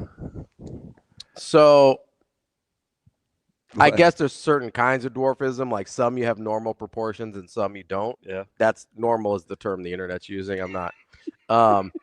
Says a group of rare genetic disorders causing profoundly restricted growth before and after birth, leading to extremely small stature. So he must not have it bad because they're talking like 3 feet tall for adults here. Yeah, he's taller than 3 feet. So it is a little easier to be yoked because you only have to have a little bit of muscle to be yoked at 3 feet tall. You know what I mean? Shane, I don't know. Can you? I don't know. Well, I don't think he's got primordial dwarfism. Oh, you said 3 feet. I was just curious. Yes, I don't know, man. Not so much. I'm just curious, you know. My bad. Speaking of train wrecks, you watch any of the Anthony Joshua thing over the weekend? I did. I watched it with Mike. He sat next to me. Did commentating the whole time. I'm just glad at least it at least seemed real.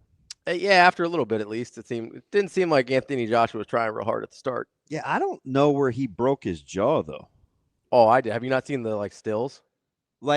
So that it's was in the corner. Actual, yeah. If you see the slow-mo, like the thing is like dislocated almost. It's wild. I looked at his teeth like they did the the X-ray. They look caved. Yeah, like that dude. Like they were slanted. Yeah, I don't think his face is the shape it's supposed to be anymore. Yeah, I wondered why he kept laying on the ground. I wonder okay. I'm all for irrational confidence, all right? That's kind of how I got here. But my irrational confidence doesn't involve bodily harm? Yeah, it doesn't put me in a place where I could die. At what point did you think he thought he could beat Joshua? Yeah, because a lot of people are like, "Oh, it was scripted and Joshua broke the script or whatever." And I was like, I think Jake Paul is delusional enough to think he could beat Anthony Joshua. And it was sanctioned. So that's the thing I kept going to, because here's the thing. You can't, there's a contract. There can't be anything in writing that says the fight's scripted. Otherwise, that's you'll go to prison. Yeah. So that's illegal. Shane, let me ask you something. And I think I've asked you this about taking a punch from Tyson. Okay. How much would somebody have to pay you to be able to break your jaw? I don't know, maybe 500 million. 500. I mean, I'm small. I'm what if you knew you'd survive? What if you knew you'd so survive? so you're not gonna die, but I'm not gonna die because there is a possibility if that happened from one of those guys, I would probably die. You're not gonna die, but Okay. your jaw is broken in multiple places, because that's what happened to Jake Paul. Right, and I saw the 90 million thing, so I don't know, 50, 75 million. You're such a fibber. What's your number? 1 million. You fought before though, Yeah. so you have a. So you could take it. I mean, it's like boxers can get beat up, and I mean, if you haven't fought and you haven't been hit like that, You could wire my jaw shut for $500K. I would say the number I think is lower than we think. This dude said 50 million. He said 500 million. You're fibbing. because there's a chance I would die just in the surgical process by itself.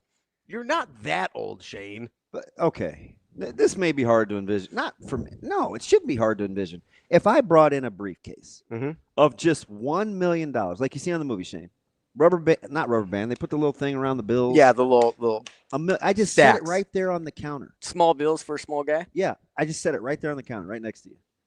And I said, "Let me hit you in the jaw, and I will give you this briefcase." You'd close your eyes and say, "Go ahead." You're so full of it. I don't know. That would hurt. Oh, it's gonna hurt. Can I take a drink first? Like that, like this. just give me a couple shots. I'll be good to Yeah, go. if you think Paul was all natural, Yeah, go when he get got that. in the ring, then you're kidding yourself. So yeah, go ahead. All right, yeah, give me a couple shots. I'm good. Yeah. Okay. So me maybe too. go get the tequila and bring it on. Honestly, The tequila would probably kill you before my punches. Probably.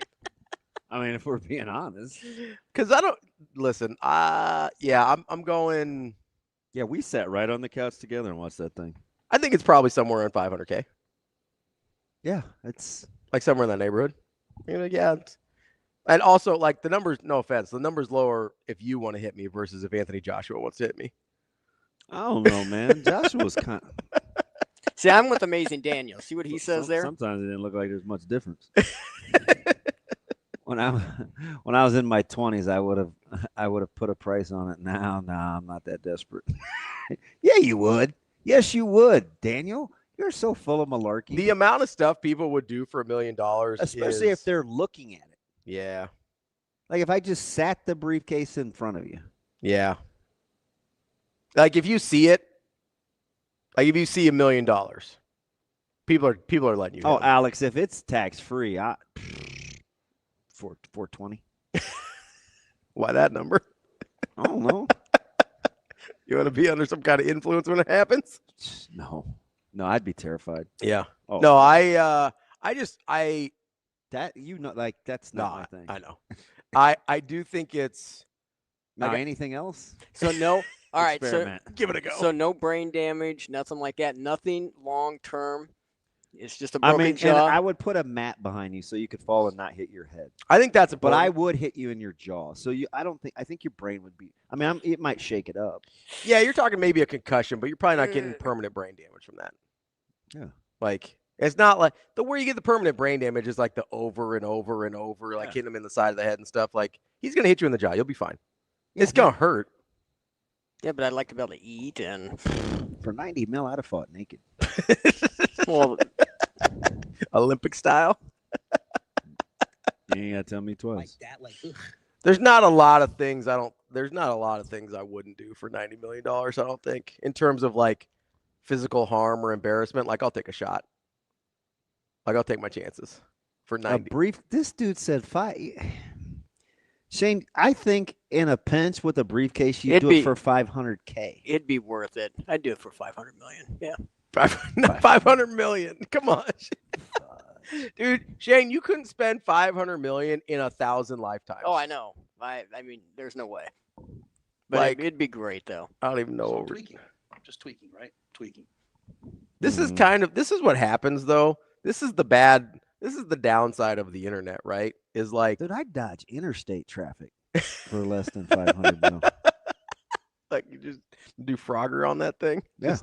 Just see what happens. Yeah. No, you don't get a numbing shot. You can have like a couple shots of alcohol, Funky. Like you have to endure the pain. That's part of it. Yeah. You get a couple of shots of a drink of your choice, and then we're doing this thing. I think we underestimate the power of actually seeing cold hard cash in front of I don't need to see it. I know how much $1 million is, so I'm taking it. I mean, the briefcase would be even more enticing, though. I don't want it in a briefcase. I want to just go ahead and just wire transfer that thing to my account. And plus, I mean, if we're being honest, I'd rather get hit in the. I'd rather get hit in the face than in my. I'd rather have a broken jaw than broken ribs. All right, so who's paying? Broken ribs are bad. Who's paying all the medical bills? Somebody else? You're doing too much. Shane, you always do this. No, you always. You thought about this when you were trying to score a touchdown from the 1 yard line. You're doing too much. You're going to need physical help eating and doing stuff, and I mean, it's going to be a process. Just getting 6 weeks, man. You don't eat anyway. Just blend your little wraps and whatever you get pre-made in a blender. Like you're going to have to. Just drink it through a straw. You'd be good. Jack said, I got shrapnel in my jaw in 1968 for $126 a month. Walk off. Jack's built like that. Some of us are not. I get tired of taking shrapnel. Tired of taking shrapnel. I mean, listen, dude. Good on Cactus Jack. That doesn't. That is the least surprising thing ever. 100%. Yeah, that is Jack is rocking with shrapnel. 100%. Like that's the most on brand that anybody's ever said. And I don't believe a word that Amazing Daniel is saying. Yeah, not that. It's $1 million. Like who? It's just your face. Yeah. Yeah, I'm with you, JB. See, he get definitely in for 500,000. And JB's about that life. Oh yeah. I mean, listen, 500,000 goes a long way. Yeah, especially tax free, especially in Omaha, Nebraska. Go a long way with $500,000. You can do a lot of stuff. Yeah, it's not generational wealth, but for just to be hurt for a little bit, it'll help out. Yeah, I'm cool. You don't even have to tell me twice. Headley says, "What's our over/under number of portal additions for Nebraska this time around?" Somebody asked me last week, and they put the starters at 3. I'd take the under. Yeah, that was portal. That was not including DR. Yeah, I think he means guys that are coming in. Oh, I would say 6.5. I was gonna say 7.5. Well, take one more. I That's think so. I'll go over on yours. Yeah. I think you're looking. Maybe I'm being a little too. 6.5. Is 6.5 low? I think a little. I think you're getting 3 offensive linemen alone. Yeah, let me think about that. Because if I go 3 offensive linemen, I'll set the total at.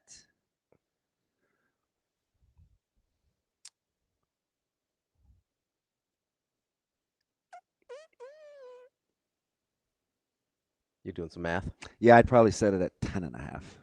For total number. Total number, 10.5. I think that's because I'm looking at 3 offensive linemen. I'm looking at 2 running backs. That gets me to 5. I think they're bringing in 2 quarterbacks, personally. 1 for Dylan leaving, 1 for the 2026 class. That gets me to 7. I think they're probably going to bring in at least 1, if not 2, defensive linemen. That puts me at 9. So, yeah, I get to 10 pretty quick. And that's not. I'll put it at 10.5. 10.5 is a good number, I think. I think 10.5 is a good number. I would take the over on 10.5. Not by a lot, but that's a good number. So, Jam, I think medical expenses would have to be included. Yeah, for sure. Unless you're getting your job broke in Europe or something, and but whatever. Yeah, medical. You're not taking. Jack says a linebacker. He wants a linebacker in there too. So. Yeah, I think Jack's right. Yeah, I think that's fair. Yeah, medical. I get tired. Medical expense is not included. I think you're a clean $1 million after it's over. Hey, no taxes, no medical. Google the picture of his. He looks like Rocky Dennis. You know Rocky Dennis? Who's Rocky Dennis? Who am I Googling a picture of? Jake Paul. Jake Paul. Yeah, like post-op maybe. His face is swollen like a goddamn. Oh, I saw that on. Shane, do you know who Rocky Dennis is? Not offhand. I can't think. Sorry. I saw a video of it after on TikTok. I think after the that thing was swollen. That's not great. That's what happens when you have irrational confidence in the wrong thing. You got paid. Shane, I need you to Google Rocky Dennis. My question is, what did he think was going to happen? I don't know. Maybe not that. Like he was on his bike early.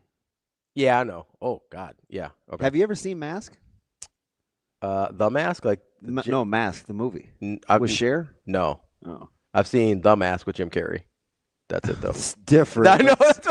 Similar concept, but for vastly different reasons. Like I've seen that movie. This isn't a 60-year-old Mike Tyson. This dude was the heavyweight champion of the world like 2 years ago.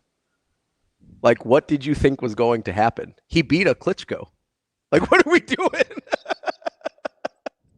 I wonder what kind of training I would have to do to be able to run for 8 rounds. The ring was huge. Yeah, I think that was on purpose.